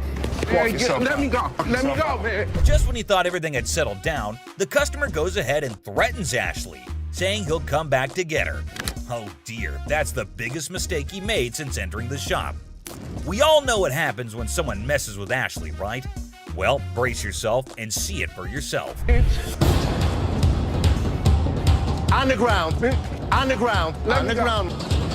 Dang, the customer was literally scared for his life. Next up, it was just another normal day at this famous pawn shop called American Jewelry and Loan, located right in the heart of Detroit, USA. He comes in with his Xbox and immediately tells Les that he needs to get as much money as he possibly can for it. He knew that they probably get a lot of Xboxes anyway, so that does not set him apart from the rest of the regular customers. He reveals that he needs as much cash as possible, and it is all for his girlfriend. Now, Les wasn't sure if this guy was pulling his leg or being dead serious. It was a small amount. And Les was clearly not here for his unreasonable demands. Take a look at his reaction. Shop. $300, dog. You don't have to raise your voice at me. You. The customer then starts well, at least they wished him a good day. Moving on to the next. You talking to? Alright folks, let me set the scene for you. We got Sharonda and her son Deontay strolling into the pawn shop on a mission to get some bling bling for a special occasion. You see, it's Sharonda's birthday, and she's all about treating herself to some classic fabulous jewelry. But hold up, here comes Deontay acting like he couldn't care less, the helpful employee trying to assist Sharonda in finding that perfect piece. And finally down to the #1 worst customer. And someone finally put him in place. Whew, and verbally abusing Ashley. Who's over you, ma'am? Me. It's somebody that's over you going to give me $500. No, not talking to me. For $500 to bail her man. That's a red flag right there, ma'am. Anyways, when Ashley asked her how she estimated $500 to be the value, she was fumbling and gave a very lame reason. Because this is a new gig. You threaten me? You're out. You're not. For the last time, good lord, someone please ask her to zip it. And I swear, my poor ears were begging for mercy. But you know what? Kudos to Ashley for taking charge and showing her the exit door. She didn't let anyone rain on her parade and swiftly dealt with the situation like a boss. The store probably let out a collective sigh of relief when she was gone. Dude, just picture the chaos that would... No. Emotions just waiting to erupt. My back. If this dude's got any sense left in him, he better step up and start doing some major damage control. It's a replacement phone. Simple as that. But hold up a sec. Did he bother to bring the receipt? That's the million-dollar question right there. Because you know, without that little piece of paper, it's gonna be a bit tricky to sort things out. I mean, come on, it's like buying a ticket to a concert and then trying to get in without showing it. No can do, my dude. Receipts are like the golden ticket when it comes to returns and replacements. They're proof that you actually bought the item legit and can claim your rights if something goes wrong. Now, assuming he actually did bring the receipt, then it shouldn't be a major issue to get him sorted out. The store can check the purchase details, verify the warranty, and see what can be done about that faulty camera situation. It's all about following the proper procedure and making sure everything is legit. I ain't got it with me, I ain't bring it. So you're telling me you knew you had to get the phone exchanged and forgot the receipt? But Rich says they don't even sell iPhones for $200. So obviously my man over here is a scammer. Rich was very clear that he could look into it, but he needs the receipt. And he kept denying. Yet Rich asked him who showed him the phone so that he could double check. He randomly calls up one guy, and obviously the guy denies, saying they had iPhones on sale 2 to 3 weeks back, and the customer claims that he got it 2 to 3 days back. But obviously, the man didn't like the fact that he is getting caught, and you wouldn't believe what he said to Rich. Mohawk, shut the hell up. My Mohawk doesn't talk. It clearly does. Clearly it Along doesn't. with that goatee, Now, too. the goatee does. Like seriously, this dude went way overboard. First, he rolls up in here with a fake item that was never even sold to him in the first place. What's up with that, right? And then he has the audacity to start talking back to Rich like he's the boss or something. Come on, man. Rich ain't just gonna sit there and let this guy run his mouth without firing back. It's all about standing up for yourself and not taking any BS from anyone. Rich had every right to clap back and put this dude in his place. I mean, it's crazy how some people think they can just waltz in and cause a scene without any consequences. But nah, that's not how it works here. Okay, did that one work? Pull the things up over your ears a little because you clearly can't. No way, dude. Even while Big Joe was escorting him out, this guy had the nerve to keep shouting at Rich, trying to prove his point. Talk about audacity on another level. I mean, seriously, when you're already in a situation where you're being shown the door, you'd think common sense would kick in, and you just leave quietly. But no, not this guy.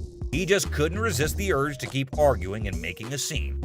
It's like he thought he could still somehow win the argument or get his way by raising his voice. But let's be real here. Shouting isn't gonna magically make your point more valid. It's all about having a civilized conversation and respecting the boundaries. But man, I can only imagine the frustration and annoyance Rich must have felt having to bear all that unnecessary noise. Send me a picture of the receipt from your phone. Damn, my man Rich definitely got that one stitch on his head for a long, long time. You better be lucky I can't beat your man. Today, a real gem walked through those doors. This guy, I kid you not, strolls in without a single thing in his hands. The suspense is killing me. What on earth could he be after? Brace yourselves, because this one's about to blow your mind. So a guy comes in asking to tattoo their logo and get paid for it? Now, I won't sugarcoat it. This idea might come off as a tad bit idiotic, but hey, different strokes for different folks, am I right? I don't think that this guy was thinking through this. My dad wouldn't get it done, so why the would this guy get it done? Guess what? Ashley ain't exactly blown away by this whole thing and finds it pretty dumb if you ask me. Just when you start thinking he's all about giving props to the shop, it turns out he couldn't care less. You got any tattoos underneath? Holy moly. This dude means serious business, I tell ya. Brace yourself for the mind-boggling price he's demanding for that tattoo. Well, I'm looking in the range for about $1,000. $1,000. Yes. He is so crazy for that. Now we're in a bit of a pickle trying to figure out who the real idiot is, him or Les. I mean, this guy is practically selling himself here. Come on, Les, get your act together, buddy. He's gonna have a new tattoo. Wait, you wear a shirt, so you'd be covering it up. No, I wouldn't be covering up. I'd walk around. But here's the moment of truth. Did they strike a deal? Drum roll. Nope, not a chance. This dude wasn't willing to budge below $500 for the tattoo, which kind of makes sense, I guess. But Les wasn't about to cough up more than $250. $250. Can't do it. So hey, at least you didn't end up with that dumb tattoo, am I right? Now get ready for this next woman, cause it's about to get interesting. So this lady is trying to make some money by selling these coats to cover her bills. But honestly, the coats didn't look too great, and neither did her chewing. 415. Is that what you said? Well, I said it 400 piece. But Ashley was totally caught off guard by that. And seriously, the price is insane, don't you think? Now she's stepping in, offering some real prices. Let's see how the other person reacts to it. $40. No doubt that's absolutely hilarious.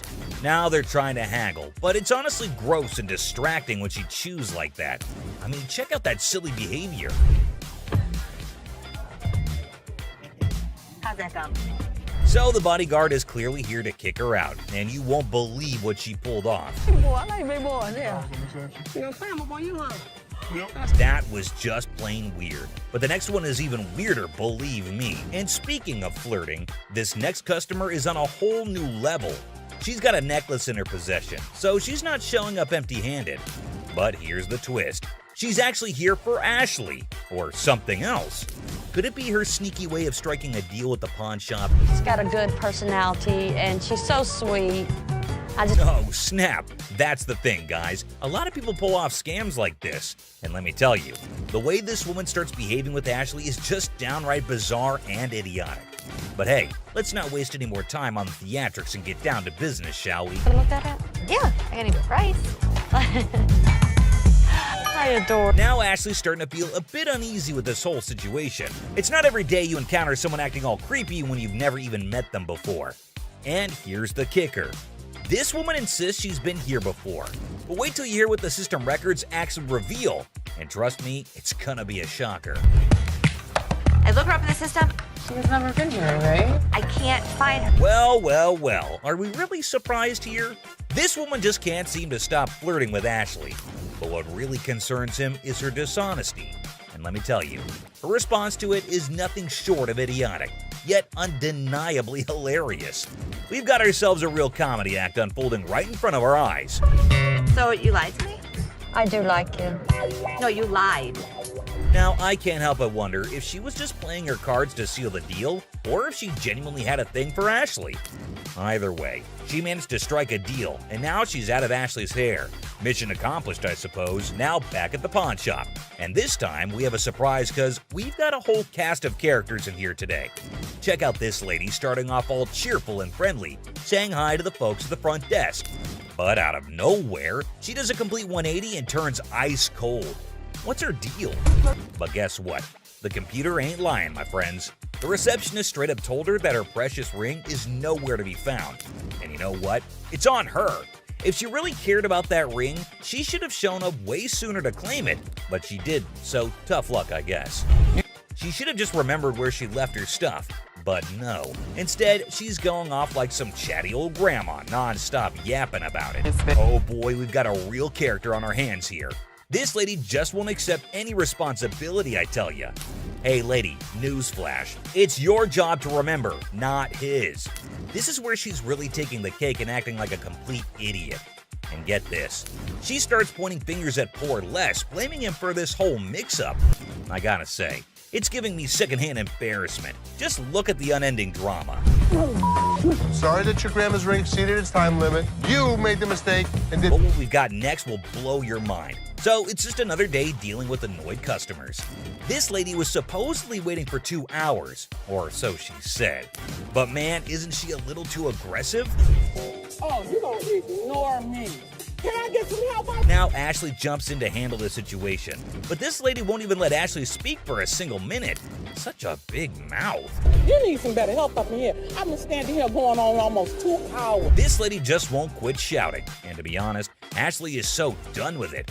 But you won't believe what this customer does next. It's seriously shocking.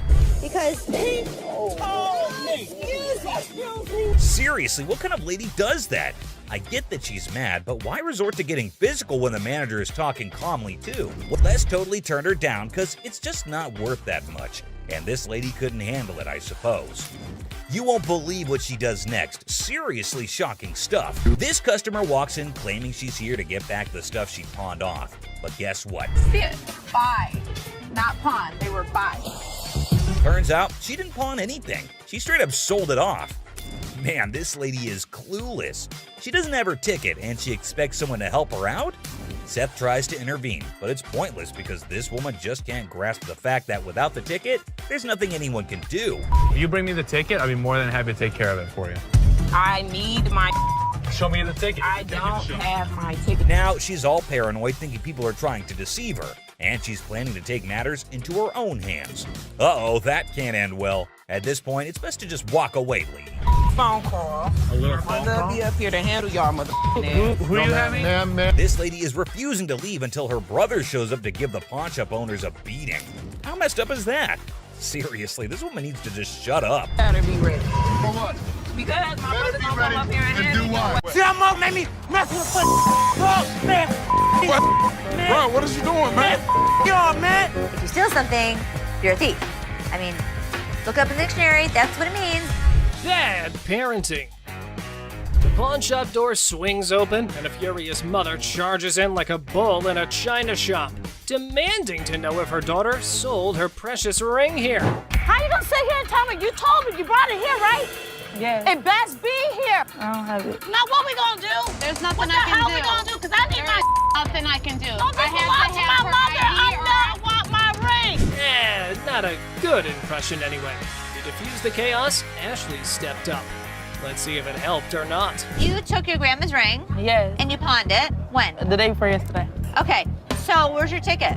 I don't have it. So let me ask you a question as a mother. Did you press charges against your daughter for being a thief? I'm not pressing no charges against my daughter. Then you can't get it back. No. Get a grip on yourself, Mommy. The woman just won't listen to anyone. Man, where do such people come from? No wonder her daughter's acting the way she is. I came in here to try to resolve the situation. Miguel, you want to figure it out? No. Hey, get off him. You better figure out some way to get your mom's ring back. Watch when I get your ass home. Now see? Now you got labeled as a thief. Coin thief. Ooh, there's a new player in the game. This fella's got a quarter that supposedly belonged to JFK when he got the axe. And guess who he's trying to sell it to? Les, of all people. This should be interesting. I need a second person to touch it, man. You see this, man?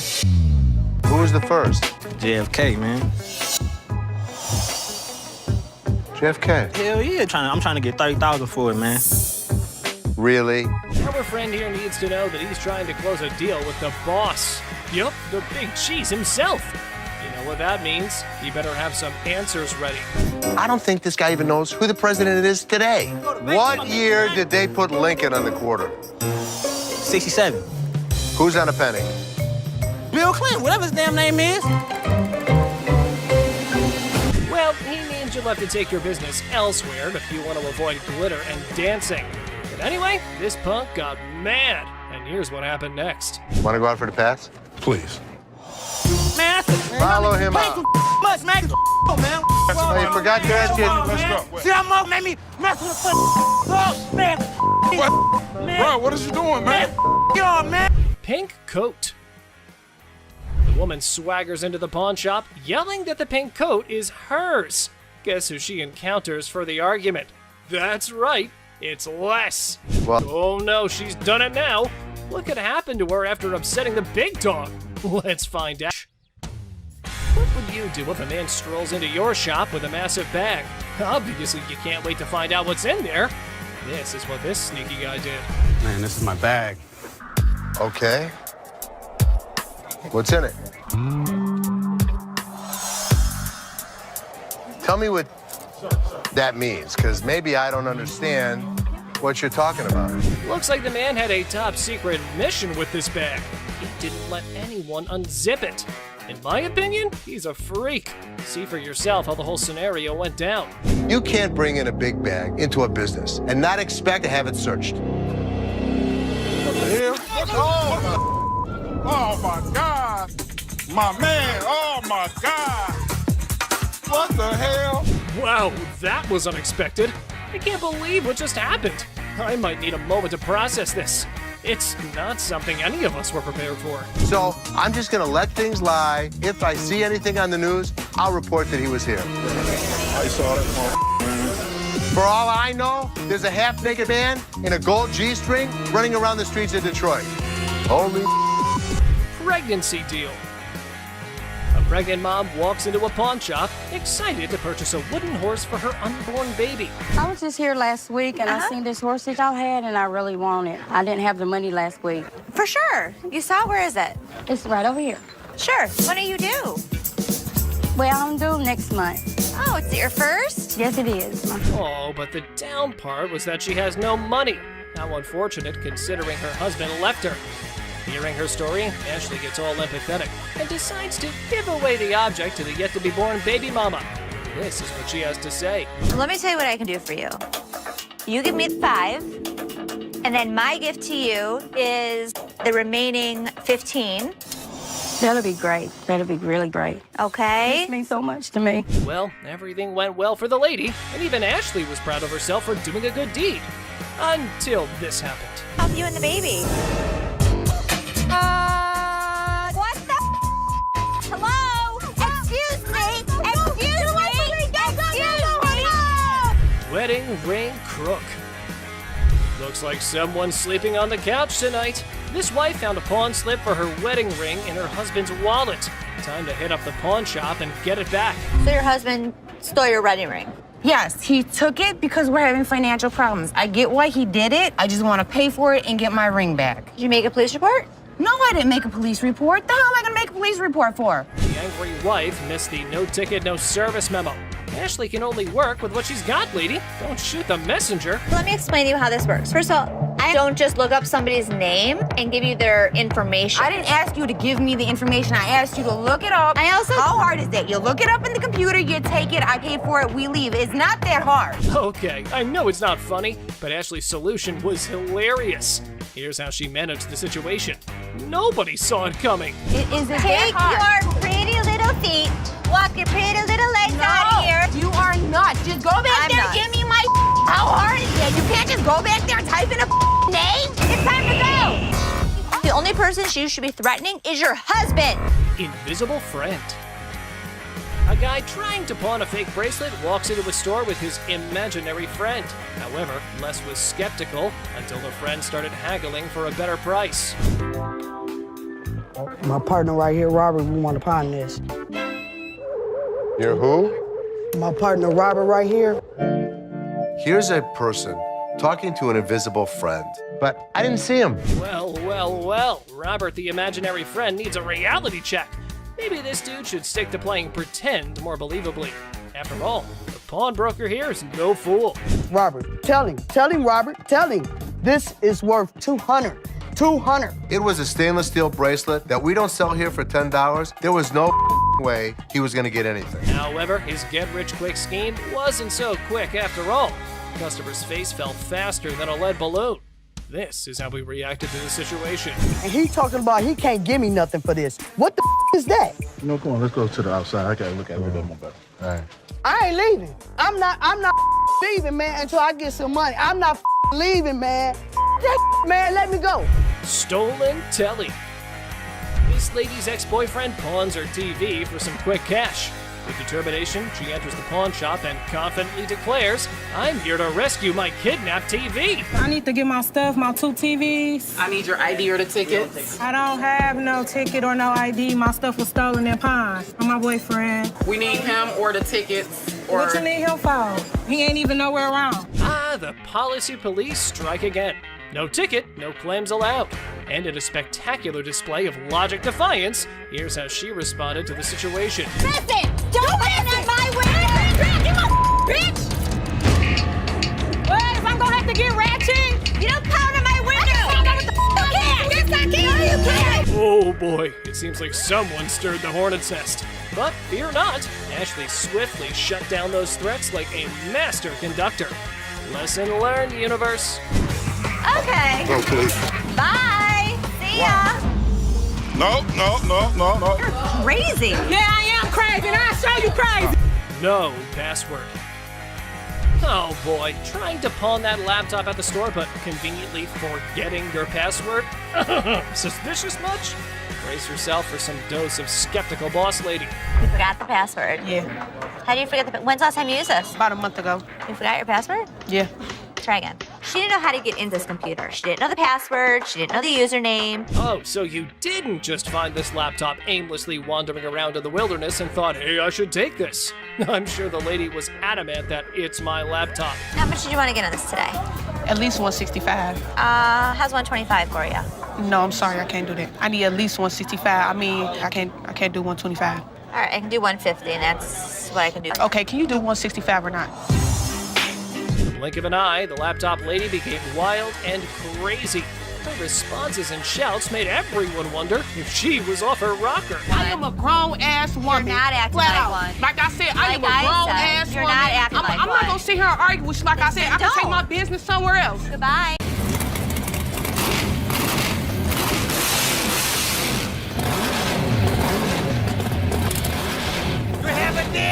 Well, online, these things go for $3,050 recognizable comic book heroes. Silver Surfer. Oh, guess what? We've got a bona fide comic enthusiast here. Big surprise. Like, who isn't, right? For $500.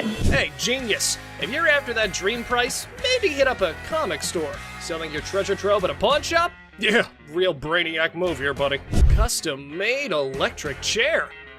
Folks, take a puff. We've witnessed all sorts of weirdness at the pawn shop, but this fella's cranked it up a notch. Check out his wild sell list. So tell us a little bit about him. We have Halloween retail stores. This is a custom-made electric chair. There's a whole show if you guys want to see it. Come here, go ahead, show us. Hell yeah! I'm really into this kind of thing. This might be the new feature at my house on Halloween. Oh, just what we all need. A bedside toy that screams Halloween 24/7. No biggie, except it's art, not like living in a slasher fic or anything. So we're looking to get about $8,000. Brand new, they're just above $9,000. And that makes a lot of sense. Right. Buy a used one that's 6 years old. Well, the cool thing about this one is that they don't make them like this anymore. You're There's right, they two don't. The new ones are digital. Well, guys, Mr. Ambitious over here is dead set on this mystery item. Heaven knows what his grand plan is, but Les has a style for a bargain. Thank you very much for bringing Thank it you. in. We appreciate it. Thanks, Damn it. I'm a little disappointed that I gotta schlep it back home, but you know, with Michigan being, you know, like the #1 state for haunted houses and attractions and things like that. Elephant skull haggle. Oh, guess what? No fancy sofa, no blingy ring, and no one-of-a-kind car to pedal? No worries. How about you trade an elephant skull for some greens? Because that's normal, right? Skull of an elephant. Really? Very unusual. It's very unusual. My best friend had it, passed away, and I inherited this one. It's where the tusks were. I understand that. It came from Africa? Yeah, right. Well, I So- can promise you nobody has ever brought in an elephant skull, ever. That I can Little tell you. unique. Ever wondered where one finds a thing like that? Well, surprise, surprise, there's a thriving market for massive elephant skulls. Yeah, you heard it right. Skull heads! 1,000. That's as low as I'm gonna go. Let me talk to my elephant expert. Africans are buying now for $2,300 and the Asians are $1,900. The good part was, it's worth the money. There is a demand for elephant skulls, but I'll be damned if I'm giving it away. Okay, peeps. When Les locks onto something, prepare for a solar eclipse, because he's not releasing his grip. Anyway, there's a plot twist in this pawn shop drama. I got $700 $100 bills waiting for me. $750. $700. And if you think it's worth $50 for you to schlep it home, It isn't. Schlep it. It isn't. Schlep it. I'll give it to you for 7. You got a deal. Thank you very much. Thank Come you. right Thank over you. here. We'll Thank take you. care All of it. right. All right. Yeah. Mark, thank you. Bone Rattler. Okay, people, the granddaddy of speed in the house. Ready to snatch up a drag racing car from the pawn shop? Who knew shuffleboard was just a warm-up? This guy is an expert. He knows all about drag racers. So does Jeff. Jeff is my jeweler, but he's much more knowledgeable with engines than I am. The guy that sold it to me said it cost him $85,000 to put it together. Probably clipping along at about 250 miles an hour. Fire this puppy up. I don't know how to start it. Gather around, youngsters. We got a drag racing sage here, boasting a mere 30 years under his belt. So the wisdom dump is here, as he schools the pawn shop owner. You know how to start him? Sure. I knew you did. How long you been racing dragsters? For about 30 years. Oh. You ready for this? I'm ready when you are.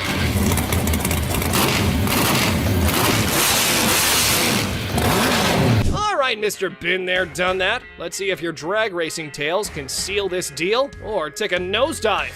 Now, coming straight to the negotiation. 20 grand. 7,500. I don't think so. If you give me the money today, 15,000. I'll throw the skeletons in for free. We have a deal for 15,000? I guess so. Thank you very much. Have a good Enjoy day. your new car. Mechanical Bull. Ah, the good old days of Wild West bull riding and rugged cowboys. Some dude missed the memo that it's not exactly the trendiest scene nowadays. Time to catch up, y'all. Going for a ride in my parking lot, or what are we doing? Let's have a little fun, girl. We're trying to sell our mechanical bull. Why do you have it? A Western-themed restaurant bar before, and that was the theme. We put the bull into the bar. Well, slap on those cowboy hats. We got ourselves a scene here. But seriously, who's taking bets on whether they can wrangle a decent price for that rodeo-style bull riding? Let's say you were to buy these brand new. How much do they cost? They cost around 15 to 20,000. How much do you want? 15,000. So if I was to buy this brand new or buy this used from you, it's the same price. Rental companies rent these out for $750 a day. There's a lot of revenue potential. Ah, man, sad to see these alpha men taking back their bull home. But folks, hold on to your hats. Maybe Ashley has something else in her mind. 3,000 right now. 45. 31. 39, you pack it up. That's my bottom dollar. 34. I can't do it. Sorry, good luck. Dr. Death's van. Step right up, viewers. You've heard of Dr. Death, but today's highlight is the van that spotlights as the ride for assisted suicides. Because nothing says vacation like a one-way ticket, right? This is a 1968 Volkswagen van owned by Dr. Death, Jack Kevorkian. By Dr. Death. This is the actual van that he did his first and several other assisted suicides in. Jack Kevorkian was an iconic figure in the city of Detroit. We're not aiming for a Valley of Chrome farewell tour this time. Mr. Big Bucks here wants a 6-figure sum. Brace yourselves, because Les has his few concerns all queued up. It is a piece of history. I like buying weird. You won't find another one. The problem is, it doesn't make sense to spend 6 figures on something like this for me. Well, you either love it or hate it. But I love it. This is definitely a piece of Detroit. A van oozing that delightful combo of creepiness and death vibes. So legit. However, why not throw in another expert opinion? Let's see how that went. So 10,000 ain't gonna buy it. No, I'm in the 6-figure range. 20 grand? No. 25 grand. 30 grand. 50 grand? 30. One time. 50. 30. $30 cash right now. Bizarre bikini. Check out this granny of the century who strolls into the pawn shop with an elderly figure that has a lot to do with, I don't know. You have a look and maybe you decide. Which is the doll? I heard that. I'm undressing her. What can I say? A really nasty looking woman, but a very cool item. Yep, that's about accurate. You just saw a long-legged granny in a bikini. All the efforts are done in the name of art. However, our granny here invested in this model. How much did you want for this thing? I'd like to get $500 for it. This thing is art. It's a very cool item, but not for that price. I mean, she's really cute. I mean, she's really fun to look at, but it's not going to be even close to $500. Never mind, that was gonna be a deal breaker. Unless Les had some more quotes to add to the art piece, this stirs things up for the selling mix. Here this woman was playing my game, and I was losing. 200. 190. I'll take it. Will he stop? Okay, schlep it home. You know, I heard my dad saying it wasn't worth the extra $10. Bull. She wants 200. Latex vacuum bed. Look who's spicing up the pawn shop scene. This dynamic duo's got a latex vacuum fetish bed up for grabs. You know, just your average afternoon errand. Latex vacuum bed. A what? A latex vacuum bed. So you have sex with latex? Pretty much. It's like the autoerotic asphyxiation is what Pretty it is, much, correct? yeah. Bobby J surprisingly knew exactly what this thing was. All right, I was wondering, who needs candlelit dinners when you can have vacuum-sealed intimacy? I'm not here to judge. However, here's a quick demonstration. Is it normally when Felix has his hand over his mouth? Normally what they like. I actually used it. Are you breathing? There we go. Not gonna work. It's working. Everyone's a critic when it comes to, what's the word? Innovative sleeping arrangements. Yeah, there we go. And we aren't sure if that ever went up for the big sale. Used it. So how could you not want to do this with him? Because I don't want to suffocate. It's not for everybody. I'm familiar with the bed. Very much so. Just imagine having sex now. He don't have to hold you. Perfect. Well, now we got that out of the way. Watch your punk ass up, but you ain't getting my car. You I got my laptop home. I ain't leaving this bitch till you give me my money. I need my mother air Time to go. No. My friend's laptop. Are you low on cash? How about you swipe your laptop, hoping to make a quick profit at the nearest pawn shop? If you want to give it a try, just watch what you're heading into. What the hell? You mean to tell me you don't stole my damn laptop and I don't blame them damn kids for this damn laptop? All this damn. That's how you don't blame me? We supposed to be friends. Got me up. Taking my laptop. Ugh, that tension, right, folks? However, our big boss Les was unable to fully comprehend the conflict. And he couldn't care less. These people were just up to making a fool of themselves. I think that these women were fighting over laptops. Watch your punk ass home, bitch. Watch your punk ass home. Cause you ain't getting my car. I got my laptop home. But we, being a sucker for drama, sorted it all out. Apparently, somebody's valued belongings were stolen by their BFF. What chance do they have of surviving this unthinkable betrayal? My laptop all this time, and I'm thinking these Okay. All right, that's enough. That's enough. all this time, my laptop was missing, but I got my laptop. That's all that matters. All right. Earring error. In the dazzling world of pawn shops, we find a woman aiming to part ways with her prized earrings. But only if things were that simple, then there wouldn't be a whole show made out of it. I'm here to pawn these earrings. Okay. Trying to get $350 for them. Why do you need the money? It's none of your business why I need the money. Pawn my mother jewelry. We all know that our big boss here has quite a keen eye for the merchandise he deals with. And warning, you better watch out if you try to sell him a knockoff. These are real. They are real earrings. They're just not real diamonds. They are. No, they're yes, not. they are real. How the you gonna tell me just by looking at my that they not real? They're not real. As things were getting hot, the woman kept getting non-negotiable. That definitely makes a reality TV treat. Keep it coming, girls. Ladies that act like ladies are treated like ladies. No, it don't work like I ain't leaving this bitch till you give me my money. I need Time to go. Stubborn guy. Our Mr. Clumsy here managed to turn his girlfriend's car all wrecked up. Now, he's off to pawn his genius-level ideas to fix the car and his relationship. I need to pay my court fees. I got a DUI, crashed my car. Well, her car. I took her car with a couple friends. You just need to get as much as you can. It's not your damn business. I'm here for you. All full of himself, he went all gangsta mode on Seth, trying to get money for 2 of his rings. Did it work? Nope. However, things were about to get more annoying. What's the highest you'd go? $900. That's ridiculous. Tell him what it is. No, don't tell me what to do. Stop talking. Stand behind me. What's the problem? Tell her to stand behind me. This is men talking right now. Our boy's respect for his girlfriend shines through as the negotiations heat up.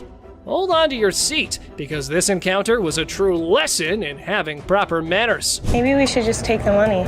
That. Stop talking. Just Dude, stop seriously, talking. why are you such an ass? No, you need. No, I don't need to. You're my store. This It is my property. business. This It's not your property. Do I She's her tell own your person. property what to do? Hopefully one day she'll wisen up, move on, and realize that this guy's a complete tool. Mother-daughter feud. Well, ladies and gentlemen, hold on to your liquor bottles for a heartwarming episode of Mother-Daughter Treasure Hunters. They had gathered some priceless junk to fund their world tour. So what you got? I got some really expensive stuff. Show me. Some old liquor bottles. Some old albums. Stamp book. Didn't you think he worth something? No. You got a whole lot of nothing going on over there. But wait, Les examines their items and deadpans. Sorry, ladies, it's all junk, no worth. The things took a swift left from there, guys. Told you it wasn't worth nothing. You need to watch your trap because this worth everything to me. It don't matter. They don't want it. This is not junk, okay? So don't you comment on. I told you. So you better not to come here. You better don't go there. Gas. You better don't. You better don't. It's like watching a comedy where emotions run high over little treasures. They both argue fiercely about sentimental items. Talk about teaching your kids some manners. I will kick your ass. I'm your mama. You better don't. How the heck you better don't. No, you get the off my. I thought it was kind of funny watching the mother and daughter argue with each other. Okay. All right, that's enough. That's enough. Body slam. Our guy claims his grandma's ring is a lost treasure. Well, that part's for Ashley to decide whether it's real or something that came out of a cereal box. How much are you looking for? Is this enough to pay rent? How much is your rent? $300. Okay. Do you have anything else? Because this unfortunately is not real. What you mean it's not real? It's not real gold. Basically, y'all sit up here and waste my time talking to you. You don't waste your time. Oh dear, Mr. Sad Story. You've really painted yourself into a corner now. It was almost as if he was starring in his own drama series. I'm like, just give me my ring. I need to speak with somebody else because you irritate me flat out. I'm trying to help you solve your issue. What you mean? What you I'm mean? trying to help you solve your issue. Lower your voice. This guy's acting really erratic, and it's making me really nervous. Hold on tight, because here come the Powerpuff Boys to rescue our protagonist from his own soap opera. What a gimmick. A day he's gonna remember for a while. Don't put your money in. No, she ain't by herself, man. She ain't by herself, my man. Bitch, I'll be back, bitch. You're talking that now, get the hell out of here. He was lucky I have other things on my mind, or I would have beat him to a pulp. PlayStation. In a stunning twist, our lovable, larger-than-life customer walks into the pawn shop dreaming of snagging a PS3. Let's hope the controller can keep up with his enthusiasm. How much are your PlayStation 3s? How much you want to spend? I got $70. Can't let you go for 70, my man, unfortunately. I've seen them for $70 to $80 at other pawn shops. Does it come with a warranty? It comes with an as-is warranty, unless you'd like to purchase an additional warranty, which I'd like to help you with. This is bull. Our six-pack gamer needs some physical exercise rather than video games. Mirror, mirror on the wall, who needs a jog more than them all? I need a PlayStation 3 for $70. I sell them for $100. That is ridiculous. All I got is $70. I want somebody else to talk to around here. Well, there's only gonna be one other person you're about to talk to, and if you keep your voice raised like that, we'll be more than happy to speak with you. And here's where you might consider scheduling that eye wash. Oh boy, up next could rival a comedy sketch, complete with unexpected twists and turns. Get out of here. I'm take a ride, big boy. Big boy. Ride, big boy. Here we go, big boy. Here we go. Have a good day. What is all that about? What you want to do? I come down this level, beat your ass down here. What? Take you all that, bitch. Do it right. Ashley fires. So, guess what? There was a worker at the pawn shop who some folks thought might be stealing stuff.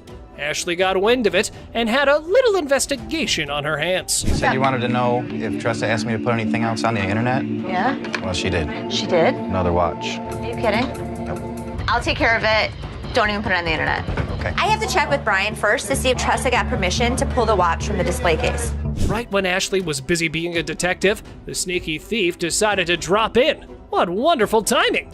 Well, since you're here, time to do some explanation. I didn't ask him to put it online yet. I didn't ask him. So he wouldn't just offer it? Right. You said to come to one of you guys. Well, before I would have bought it, I would have came to you But guys. you already asked him to put it on the internet. No, I said, was it a possibility? I pulled it out. Okay, you went around the bush and kind of asked him. No, I'm still not 100% sure if I wanted to buy it. Alrighty then, you're going home because you were not hired to make CEO-level decisions. But wait, there has to be more about this situation. You're fired. Fine, that's fine. I said I wasn't even sure if I was going to. It's fine. I literally told everyone that you weren't as big of a bitch. I was wrong. Excuse me? Get the out of here. Get out of here. Let's fight. How much can you give me, man? 20 bucks? $20. The hell you mean? I'm more or less helping you than anything. Man, I'm gonna need more than $20 for this, man. Of course, they're giving you exactly what it's worth, aren't they? So just take the money and run. But anyway, here is how our man decides to handle the situation. Hey, come on. I played this game before. I know this was a scam. You broke my trust, and because of that, Justin, you're fired. Replica. Oh boy. Get your wrists ready for this one. A man walks in with the Audemars Piguet watch, and Les was in all mood to get his hands on it. How about 6? 4,000. No, I don't think I can go that low. You want to meet in the middle? I'll go 4,500. No, I need to get the 5 out of it. Sorry. All right. Appreciate your time. 4,600. However, our pawn king did pull out these big bucks. But he was sure. Duh, he was. But hey, just wait, because Seth might have a different opinion. So let me check it out real quick. Oh. It's coming up counterfeit. Oh, bull. Oh, yeah? Look at it right here. It says do not purchase. It's a known counterfeit. What? Did our pawn maestro get scammed? Well, wait. They called the seller back in for another purchase to trap him down. Let's see how that goes. You mother coming into my store selling a that's not real. Here's the way it works. Either give me my money back or go to jail. I bought them, and now, I've got taken on them too. I believe you. I mean, I'll give you your money back. Unreal diamond. Regular day at a pawn shop. Antique necklace. A man strolls in claiming an antique necklace. Now he faces the daunting challenge of convincing the pawn king Les that it's the real deal. Good luck, buddy. It's been passed down from generation to generation to generation. Now it's mine, and I'm trying to put you in the game with this crystal antique rosary. So how much can I get? Well, you can't get anything. It's not diamonds, it's not gold, it's just crystals. Well, I ain't no expert, but definitely, that necklace was nowhere near being called antique.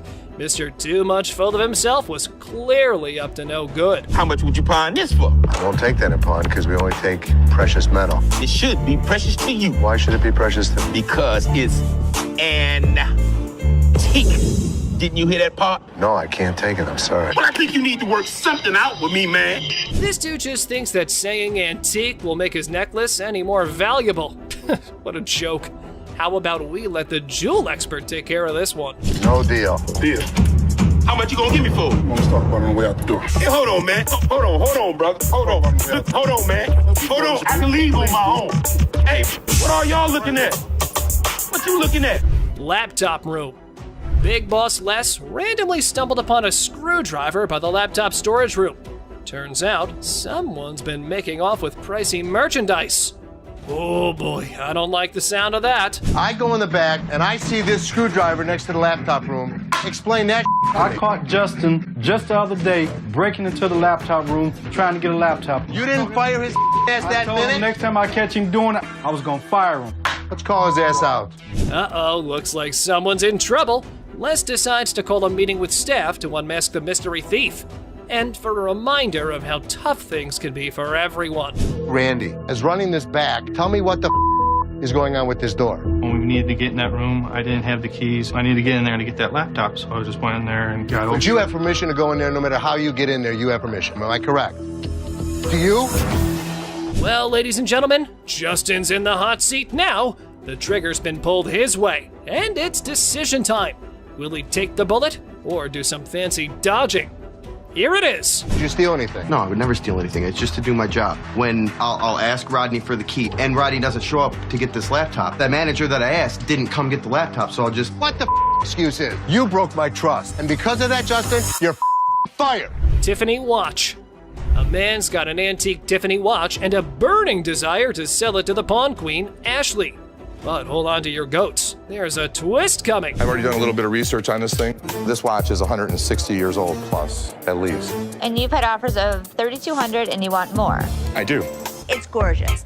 There's old mine-cut diamonds on it. This could be worth thousands of dollars. I need my dad's help. Our jewelry-selling farmer decides to bring a goat as his lucky charm while dealing with the boss lady. But the real question remains, is the Tiffany watch the real deal? This watch could be worth a fortune. Does it say Tiffany in it? Nowhere inside. That's the problem.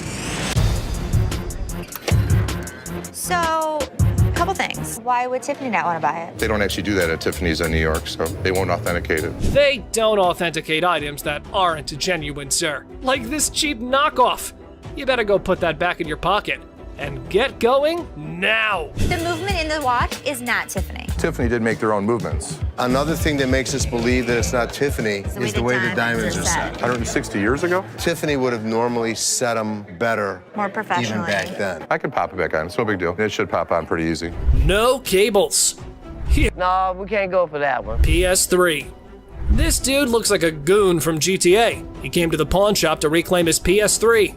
I know, folks. The description of the man makes the whole scene more interesting. I'm just trying to get my I got a brand new PlayStation 3 up in this bitch. You know what it is. Let me just get my in a line like everybody else. I'm just saying, I've been standing. Stop yelling. What the are you yelling I'm just saying, I want you to be able to hear me through this window. That's kind even. Give your slip, get your item, and get out, bro. But wait, there is a twist we all been waiting for from our protagonist. This ain't mine. Is this the wrong one right here? This is, I don't know who it is. It ain't mine. I mean, check this. Look, mine's brand new out the box. What is this? Yours. The minute he brought it in, we bagged it and labeled it. Oh man, why do they always have to threaten the old man when things can be sorted through negotiation? But anyway, here's the inevitable. Hey, get your hands up off me, big fella. Straight the up, boy. Get your hands off of me right now. I swear to God, if y'all don't give me my PlayStation, I'll call 30 goons up here right now. Call him. I'll call 30, 40 goons up here right now. Call him. Meet my lawyer. A woman storms into the pawn shop, swearing their diamond earring and turning her ear green. And guess who's with her? A lawyer, no less. I look at his earring that he says is turning his ear green, and it's a fake diamond with a fake metal. This is not the correct earring for the receipt. I got my lawyer with me. This is wrong. Oh dear, Miss Drama, it's not that simple. Your slip doesn't quite match the description, so getting that refund might be trickier than you thought. Would you like to meet my attorney? I want my money. My attorney will escort you out. You better not put his hand on me. Then you better turn around with your two legs and walk out yourself. I'm not walking nowhere. Want to bet? Well, lady, it was time for you and your mannequin of a lawyer to walk out the store while keeping your respect where it belongs. You don't just tell me what to do. Get out. Yeah, you know, took my money, just sold me a gold earring, got my ear turning colors. I don't care if he had 10 lawyers in here because we didn't make his ear green. It's just a scam. Give me a tag for. Oh, man! Man, why you break that, man? I didn't. I dropped it on accident, man. I didn't break it. I thought it was you, man. Oh, that's good. Now you shouldn't have that. Where's Nikki? The lady has arrived at the pawn shop saying one of the workers valued her earrings, and now she's just demanding the estimated price. What a mind wreck, I gotta say. Who'd you talk to? Nicole? Over the phone. Yes, But ma'am. we don't see them over the phone. She is lying. Can I see your merchandise while I'm at work and while you're sitting in your living room? You need to come in, you need to evaluate your earrings, we need to test them. Where Nikki at? Nikki. Nicole. Ashley, ever the detective, was in suspicion mode, attempting to dissect the situation.